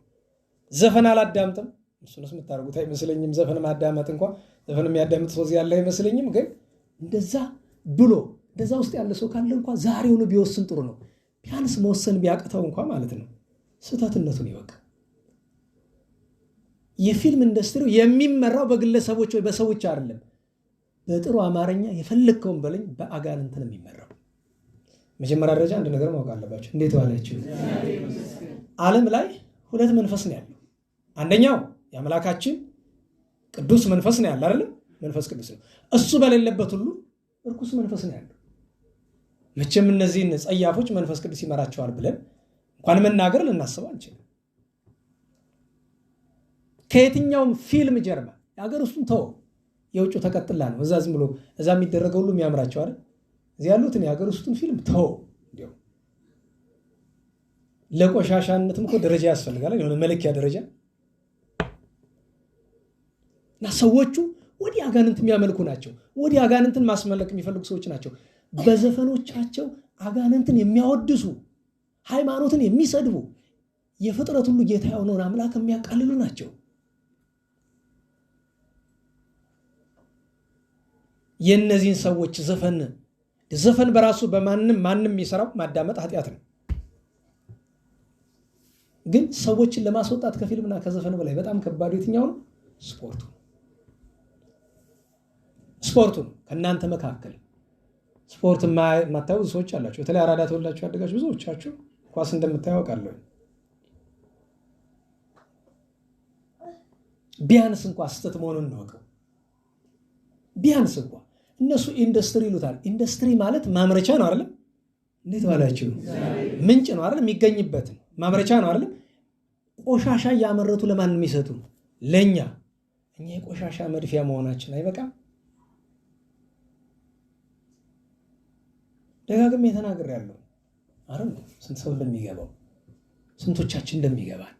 ስለዚህ የመዝናኛው ኢንዱስትሪ ማለት አይደለም ለክርስቲያን ለዚህ ዓለም ጸር ነው። ጠላቶች ናቸው፣ ነውረኞች ናቸው። አሁን በቅርብ ጊዜ የምትሰሙት አለ ይሄ ጄፍሪ ኤፕስቲን የሚባል ይሄ ፋይሎች እየወጡበት ያለው ሰውየው እኮ ራሱን አጥፍቷል። የዛሬ 6-7 ዓመት አካባቢ ሳምንት ነግሬያቸዋለሁ። አሁን ህፃናት ስላለው አልደግመውም። ሳምንት የተናገርኩትን ነገር መዝናና ስባል መጨረሻው እሱ ነው። በህፃናት ሰውነት ላይ እስከ መጫወት ያደርሳል። ለምን ብትሉ አንድ ጊዜ የገጠመኝ ነገር ልንገራችሁ። እዛ መንበረ መንግስት በማስተምርበት ጊዜ ዴይ ፓሪ የሚሉት አላቸው። ይሄ ናይት ፓሪ አለ የተለመደ ያለ አይደል ተሰብስበው ሌሊት ሲዘሉ ማድረግ ጭፈራ። ከዛ ዴይ ፓሪ የሚል ጀመሩ። ዴይ ፓሪ የተጀመረበት ወይም የዴይ ፓርቲዎች የተጀመሩበት ምክንያት ምንድነው? ቤተሰቦቻቸው ማታ የማይፈቅዱላቸውን ታዳጊዎችን ለማበላሸት ያለው አማራጭ ቀን ላይ ነው። ከትምህርት ቤታቸው ይስሏቸዋል። የሚገርማቸው ነገር ከሰንበት ትምህርት ቤቱ አንድ ተወካይ መጥተው መለመሉ እዛው ሰንበት ትምህርት ቤት መንበረ መንግስት ላይ። ያ ተወካያቸው ደግሞ አስተባባሪው ነው። ከነሱ በሳምንት 200 ብር ያኔ 200 ብር ብዙ ነው። 200 ብር ይከፈለዋል። ሴቶችን እየወሰደ ይሰጣቸዋል እዛው ማለት ነው። እኔ የማስተምርበት ስፍራ መንበረ መንግስት ላይ የተፈጠረ ነገር ነው የምነግራቸው። 10 ምናምን ዓመት በፊት ነገሩን ሰማሁ። ማመን ሁሉ ነው ያቃተኝ። ድርጊቱን እንደሚደረግ አውቃለሁ፣ ግን ከዛኛ ቤት መጥቶ ያው ማስተባባሪ አድርገን ያስቀምጥነው ሰው ማለት ነው። ለብቻ ወሰድኩት። ለምንድን ነው እንደዚህ የምታደርጋለህ? እኔ ደሃ ልጅ ነኝ፣ ገንዘብ የለኝም። በቃ ገንዘብ ሰጡኝ። ከዛ ይኸውልህ እኔ እንደምንም እየለመንኩ እንደምንም በየሳምንቱ እነሱ የሚከፍሉን 200 ብር እሰጥሃለሁ። ተው አይ ገንዘብ ካንተ አልቀበልም። 2 ምርጫ ልስጥ። ይሄን ገንዘብ ወይ ትቀበላለህ፣ በህይወት ያልኳችሁ እስካሁን ስኖር በአገልግሎት ብቸኛው ምናልባት ከአገልግሎት አስወጣ ከተባልኩ እሱም ብቻ ነው። ቦታም አላልኩትም። 2 ምርጫ ልስጥ።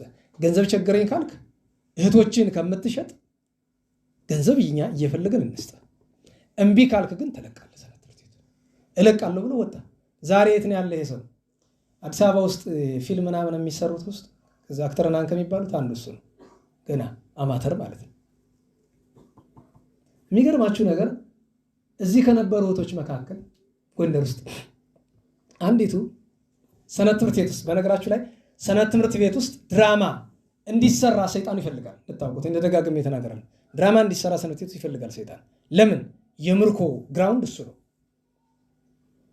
ድራማውን በነገራችሁ ላይ አብዛኛው ዘፋኝ የት ነው የወጣ? ከሰንበት ትምህርት ቤት። አብዛኛው አክተር ነው የሚለው ከየት ነው የወጣ? ከሰንበት ትምህርት ቤት። ጥፋትን ኃጢአትን መለማመጃ ሆኗል። ድራማ ለክርስትናው ምን ቁም ነገር ነው? እንዴት ሰው ድራማ ይሰራል?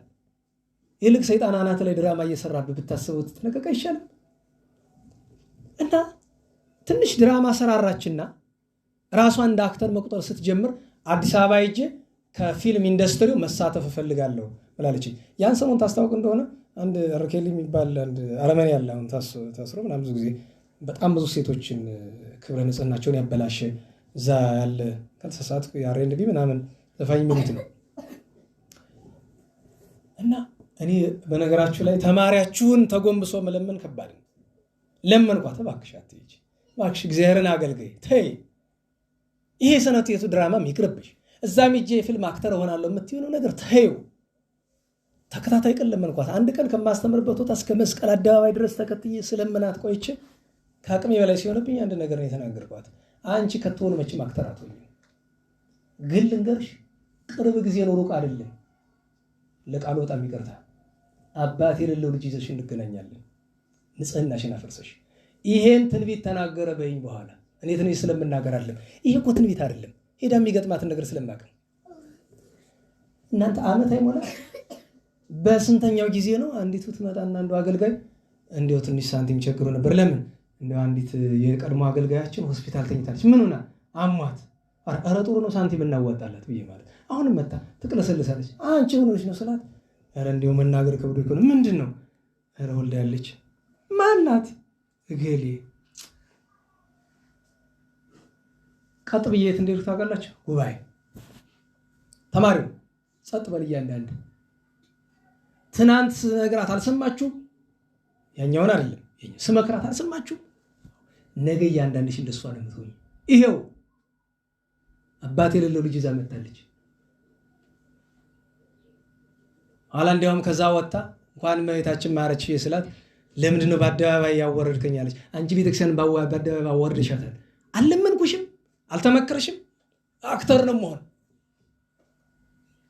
ምንድን ነው አክተር ማለት? አክት ማድረግ ነው ማለት ነው። መጀመሪያ ደረጃ በአንድ ጎኑ ማስመሰል ነው። በአንድ ጎኑ አክት ማድረግ ማለት የሆነ ድርጊትን የሆነ ነገርን መሞክር ነው። ሰዎች የሆነ ስክሪፕት ተሰጥቶ ያን ስክሪፕት አንብበ ልቦለድ፣ ውሸት፣ ፈጠራ የሆነ ነገር ውስጥ ገብተህ የሌለ እንኳን ይቅርና በዘመናዊ አልኳቸው በመንፈሳዊ በሚባሉ ፊልሞች ውስጥ አስቡት። መንፈሳዊ የሚለውን በትምህርት ጥቅስ ውስጥ አስገብታችሁ መንፈሳዊ ፊልም ላይ ሰዎች ቅዱስ ገሌን መስለው ሲተውኑ አስቡት። ሰዎች መድኃኒታችንን መስለው፣ ሰዎች እመቤታችን መስለው ሲተውኑ አስቡት። ስድብ እኮ ነው ለቅዱሳን ይሄ። እና የመዝናኛ ኢንዱስትሪ ምንድን ነው ካላችሁ የሰው ፍጥረት በተለይ የሃይማኖትና የቤተክርስቲያን ጠላት ናቸው። ሆን ተብሎ የሚደረግ ነገር ስለዚህ ሌላችሁ የምችለው ነገር ዘፈን ከማዳመጥ ራሳችን እናርቀው ባካችሁ። ፊልሞችን ከማየት እንደምንም እንታገል፣ ለመራቅ እንሞክር። ስፖርት ከሚባል ነገር መስራት ጥሩ ነው ብያቸዋለሁ። መዝናናት ካስፈለገ እንዴት ዋላችሁ? ንፋስ ለመቀበል በእግር መንቀሳቀስ በቂ አይሆንም? በአካባቢያችን በበጋ መዋኛ ወንዞች የሉንም እንጂ ውሃ ቢኖር አንድ ውሃ ዋና ጥሩ ነገር ነው። ሰብሰብ ብሎ ታሪኩን የገጠመንን አንዳንድ ነገር መጫወት። በነገራችሁ ላይ እኔ ጉባኤ ሆኖ ነው እንጂ ቁጭ ብለን እንዲያው አይምሯችሁ እንዲፍታታ ቢፈልግ እንዲያው የገጠሙኝ ነገሮች ቢነግሯችሁ አፋችሁን ከፍታችሁ ሊያስቀራችሁ የሚይዙ ብዙ ነገር በእድሜ በዚህችው ትንሽ እድሜ አይተን እናውቃለን። በጣም ብዙ ነገር። እንዴት ዋላችሁ? ተረት የሚመስል ነገር ልንገራችሁ። ቤት ላይ ተቀምጠን ኳስ እያየን እግር ኳስ ውድድር ማለት ጨዋታ የአፍሪካ ዋንጫ እንደዛ ይመስለኛል። ከዛ እየመሸ ሲሄድ ጎረቤት ነበረኛ ቤት ነበር ቲቪ ነበር። ሁሉ ወጥቶ ወደ ቤተሰብ የለም። በነገራችሁ ላይ ብቻዬን ነኝ። ሁሉ ወጥቶ ይከለ በኋላ እኔ ብቻዬን ቀረሁ። አይ ኳሱን ልጨርሰው ብዬ ወንበር ላይ ደገፍ ብዬ ተቀምጫለሁ። በሩን ቆልፌያለሁ። በደምሱን እርግጠኛ ነኝ። ከዛ ወደ 11 ሰዓት አካባቢ ነው የነቃሁኝ። ኳሱ ከ4 ሰዓት ምናምን ወዲህ ስለነበረ ማለት ነው። እና ስነቃ ቲቪው ይላል which means ያው ፕሮግራሙ አልቆ ነው። እንደዛ ነው የሚለው ጊዜ ምን የድሮ ቲቪ እንደዛ ስለሆነ የሚገርመው ግን ወንበር ላይ አይደለሁም። ከዛኛው ክላስ መኝታ ቤት አልጋ ላይ ነኝ። እሱ አይግረማችሁ የለበስኩት ልብስ ተቀይሯል። ኢንክሉዲንግ የውስጥ ሱሪን ጨምሮ ማለት ነው። አሁን ይሄ አንዳንዱ ሰው ፈጠራ ሊመስለው ይችላል። ነው በህይወቴ የገጠመኝ ነገር ነው። ኳስ ሳይ ከገጠመኝ ነገሮች አንዱ ይሄ ነው። አንዳንድ ጊዜ ታውቃላችሁ አይደል? ከራስ ተሞክሮ በላይ ምን ማስተማሪያ አለ? እና ቀኑ ሙሉ ላብድ ደርሼ ነበር። ምክንያቱም ማን እንደዛ እንዳደረገ አላውቅም። ወይ በደመነም ሲያደርገው ነው አይደል? ነው ቤቱ ተቆልፏል። ስነቃም በውስጥ እንደተሸገጠ ነው። ምክንያቱም ሳምበድ ያድርጎት ወጣ ብላችሁ ብትሉ በውጭ ነው መዘጋት ያለበት፣ በውስጥ መዘጋት አይችልም። ሃው ብቻኛ ላደረገው የምችለው ነገር ምንድነው? ያን ጊዜ ትንሽ መንፈሳዊነቱ ያቺ ዲቁናው ምናምን ይሁሉ ሲሆን እኮ ልጅ ነኝ ዲቁናውም አለኩ በነገራችሁ ላይ ክህነቴስ የሚል ጥያቄ ሁሉ እስከሚያመጣ ድረስ ማለት ነው። ምንድነው የተፈጠረው ነገር? ቤት ውስጥ ማንም የለም። ማን ነው ልብሴን የቀየረው? ብቸኛ ላደርገው የምችለው ነገር ምንድነው? ያንን ለብሼ ያገኘሁትን ልብስ በሳት አቃጥዬ ጸሎት ሳደርግ አይምሮዬን ሳረጋጋ ውያቃለሁ። በ90ዎቹ መጀመሪያ አካባቢ ያጋጠመን ነገር ነው። አሁን ይህን ስትሰሙ እንደ ፋንታሲ ነው ይመስላል። በህይወት የካጋጠመን እንደዚህ አይነት ብዙ ነገራችሁ ይችላል። ኳስ በማየት ፊልም በማየት የገጠመንን ነገር ብነግራችሁ ከባድ። እስቲ ተመራመሩበት ቁጭ ብላችሁ። ማን ነው እንዲህ ያደረገው? ብቻ የመጨረሻ አማራጭ ሊሆን የሚችለው ምናልባት በደመ ነፍስ አድርጌው ይሆናል። ምናልባት በደመ ነፍስ ብሎ አይደለም አይምሮ። ምክንያቱም ጠላት አይምሮን ከያዘው በኋላ ፊልም እያየ ኳስ እያየ አጋንንት የሚመለኩበትን ዘፈን እያዳመጥክ ከዛ በኋላ መንፈስ ቅዱስ ከኔ ጋር ይኖራል ብለህ መጠበቅ አትችልም አይደል? ሌላም ነገር ገጥሞኛ ጋር በነገራችሁ ላይ ጭንቅላታችሁ እንዴት እንደዚህ ሊሆን ይችላል የምትሉት ነገር አንዳንድ ነገር እንደዚህ በኃይለ ቃል መለፈልፍ የምጮህበትን ምክንያት እንድታውቁት የደረሰብን ብዙ ነገር ስላለ በዚህች በጥቂቱ ዕድሜ እንኳን እግዚአብሔር ሊያስተምር ብዙ ነገር ያደርጋል። ከሁሉ በላይ ደግሞ ሰይጣን ዓለምን እንዴት እንደተቆጣጠረና ሁላችን እንዴት እንደያዘን ቅዱሳን ተመልክተው አባቶች እውነተኞቹ ሲናገሩ ብትሰሙ ታዝናላችሁ። ዛሬ ስታስቡት በየስፈራው ሰዎች ራሳቸው የሚያጠፉ ለምን ይመስላችኋል? አይምሯቸው ማን ይዞት ነው? ራሱን የሚያጠፋ ማንን ሲቆጣጠሩ ነው? አጋንንት ሲቆጣጠሩት እኮ ነው። ራሳችንን መግራት የማንችልበት ምክንያት ምን ይመስላችኋል? እና ቅድም 3 ነገር አለ ብያችኋለሁ። ቆሻሻ ወደኛ የሚመጣበት አዘጋጆቹ አሉ። በአብዛኛው ኢንዱስትሪ ውስጥ አሉ። የስፖርት በለው የፊልም በለው የሙዚቃ በለው የመሳሰሉ ነገር ውስጥ ያሉት የኢንዱስትሪው ባለቤቶች አጋንንትን የሚያመልኩ ናቸው። ሁለተኛ ምንድነው? ራሱ ኮንተንቱ ነው አይደል? ይዘቱ ነው። ያ ይዘቱ ከህግ ከስርዓት ከሃይማኖት ከእውነት ጋር የሚቃረን ነው። እሱ የሚተላለፍበት ሚንስ አለ። በነገራችን ላይ በጣም የሚያስገርመኝ ነገር እንዴት ባላችሁ ሚዲያ አለ። ሀገራችን ውስጥ የሁሉ የቴሌቪዥን ቻናል ምን ይሰራል? ምንድነው ዓላማው? አሁን ኢቲቪ የተቋቋመኛል ለመጥቀም ነው። ፋና የተቋቋመኛል ለመጥቀም ነው። አርቲስት ቲቪ እኛን ለመጥቀም ነው። ሳምበዲ ቲቪ፣ ኤንቢሲ ምናምን የምትለው ለምንድን ነው የተቋቋመ? ኢትስ ቢዝነስ። ደህና ዋላችሁ። ፋና ተቋሙ የሚመራው እኛን ለመጥቀም ነው አይደለም። ዓላማቸው ምንድን ነው? ገንዘብ ነው። ከገንዘቡ ቀጥሎ የሚያስተላልፉት ቆሻሻ ፖለቲካ ደግሞ አላቸው። ሰው እየተገደለ ሀዘኔታ አላቸው፣ ያዝናሉ። ሰው ተገደለ፣ ክርስቲያን ተገደለ፣ ክላሲካል ይሰማ ብሏቸው ያውቃሉ? አያውቁም። አንተ ደም ቢፈስ በአፍጢም ብትደፋ ግዳቸው አይደለም። አንተ ግን 24 ሰዓት ጆሮ ተለጥፈ አይንን አፍጠህ ትመለከታለህ። ከዛ ደግሞ ይህን ይባላል አይድል ምናምን ይባላል። ቅዳሜ ምናምን የገሌ ዘፈን ጎንደር ያለ እኮ ለጎንደር የድጋፍ ቁጥሩ በዚህ ነው፣ በዚህ ሜሴጅ ላከናን ትባላል አይደል? ታየኝ እኮ ለአዝማሪ ጎንደር። ኧረ ተወኝማ፣ በቴሌቪዥን ስለታየ ነው ብርቁ አዝማሪው። ወሎ አሸነፈ። ኧረ ወንድሜ የወሎ መገለጫው አዝማሪ አይደለም፣ ተው። ስንት ወንድ ስንት ጀግና የተወለደበት ስፍራ ነው። ስንት ሃይማኖተኛ ስንት ቅዱሳን የነበሩበት ስፍራ ነው።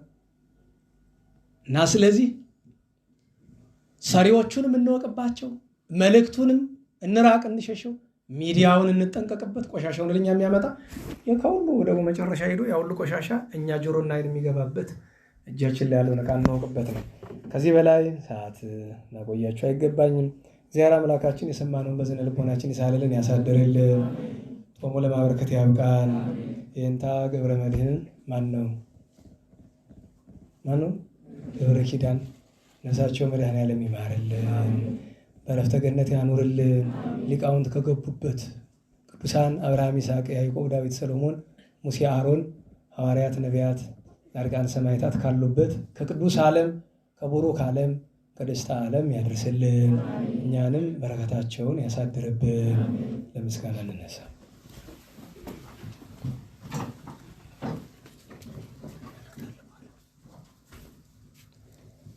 አድኅነነ ሕዝበከ ወባርከነ ርስተከ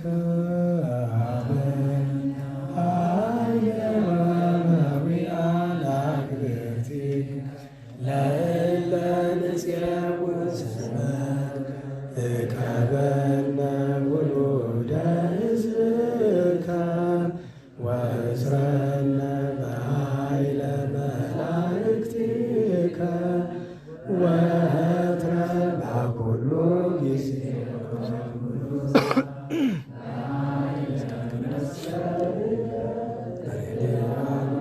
ወበመስቀልከ ቤዛን በእንተ አብርሃም ፍቁርከ ወበእንተ ይስሐቅ ቁልኤከ ወበእንተ እስራኤል ቅዱስከ ተዘከር እግዚኦ ኪዳነከ ፍጡነ ፈኑ ሳህለከ ማርኪያነ ዘፈጠርከ ስረይ ኃጢአተ ሕዝብከ ወመሃር ተግባርከ እግዚኦ ታጥፍአነ በእንተ ማርያም ወላዲትከ ወበእንተ ዮሐንስ መጥምቅከ ወበእንተ ኩሎሙ ቅዱሳኒከ ርድአነ ወትረ በኃይል መስቀልከ ታስተፍረን እግዚኦ በቅድሜከ እግዝእትነ ነጽርያቤነ ጸልይለነ ለደቂቅኪ ወአድኅነነ ኩሎ መዓልተ ምስሌነ ወሌሊተ ማእከሌነ አንተ እግዚኦ ኢትርሐቅ እምኔነ ሀሎ ምስሌነ ረዳኤ ኩሎነ ኢትግድፈነ ወኢትማልለነ አምላከ ሰላም ተራዳን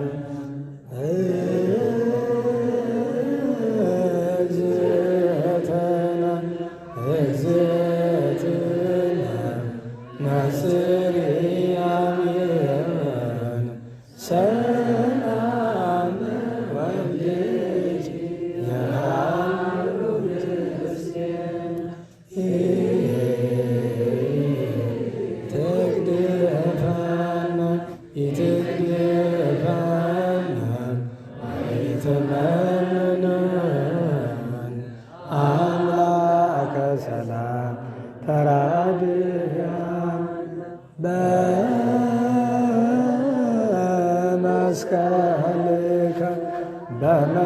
በመስቀልከ ባርክን መርቆሬዎስ አበኩልን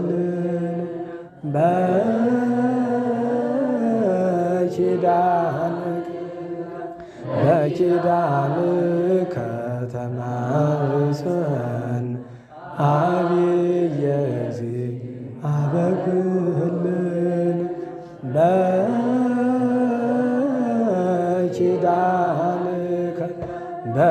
በኪዳንከ ተማጽን ዕፀ መስቀል ሞገሰ ኩልነ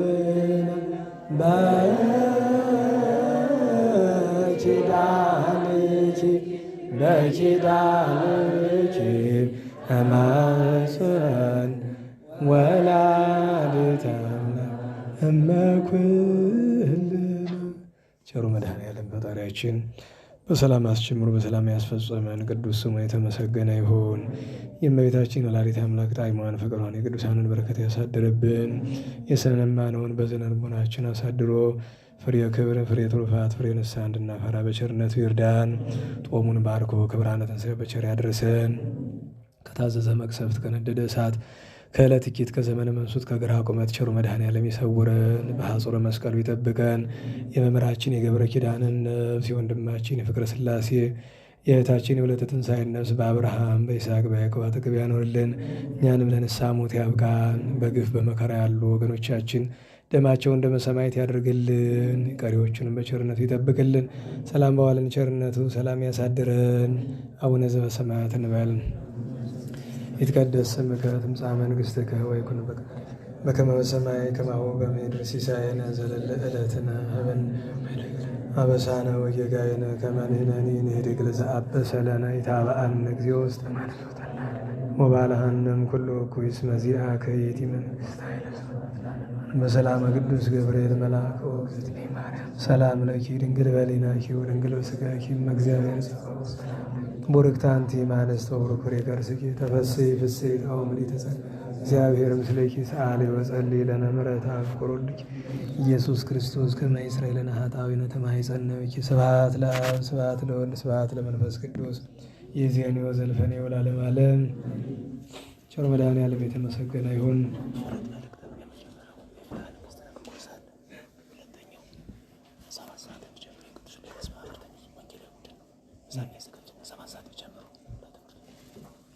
እሺ አጭር መልእክት። አንደኛ ነገ ፍትሐ ነገሥት ኮርስ ክፍል 3 ይቀጥላል። በሰዓት ተገኝታችሁ ምህላ 10 ሰዓት ይጀምራል። ትምህርት 11 ሰዓት ነው። ስለ ፍትሐ ነገሥት ኮርስ አደራ ብያችኋለሁ። መጣችሁ ተማሩ። አስፈላጊ ነገር ነው። ስለዚህ ነገ በሰዓት እሱን ነው። ከዛ አስቀድሞ ግን 7 ሰዓት ተረኞቹ የቅዱስ ሉቃስ ወንጌላዊ ክፍል ውስጥ ያላችሁ አገልጋዮች ናችሁ። 7 ሰዓት ቀደም ብላችሁ መጣችሁ ስራው እንዲጀመር ቶሎ ሸክፋችሁ ትሄዱና ከዛ እሑድ ሲነጋ ደግሞ የሚሰራው ነገር ይሰራል ማለት ነው። ስለዚህ ቅዱስ ሉቃስ ወንጌላዊ ክፍል ውስጥ ያላችሁ ወንድም እህቶቻችን ለአገልግሎት በሰዓት 7 ሰዓት ላይ ተገኙ። ምጽዋት መሳተፍ ከፈለጋችሁ ከበር ወንድሞቻችን ይኖራሉ። በሰላም ያስፈጸመን ቸር መድኃኔዓለም እንቅፋት ሳይመታን እሾህ ሳይወጋን ኃጢአት ሳይሰለጥንብን በደልም ሳይገዛን የብርሃን መላእክት በፊት በኋላ በቀኝ በግራ እየጠበቁን ለጊዜ ወደየቤታችን ለፍጻሜው ተስፋ ወደምናደርጋት መንግሥተ ሰማያት ከተከፈተች ገነት ከተነጠፈች ዕረፍት ከአባቶቻችን ርስት ሁላችን በሰላም ያደርሰን። ስብሐት ለእግዚአብሔር ልዑል ወለወላዲቱ ድንግል ወለመስቀሉ ክቡር ዘወሳይል አሜን።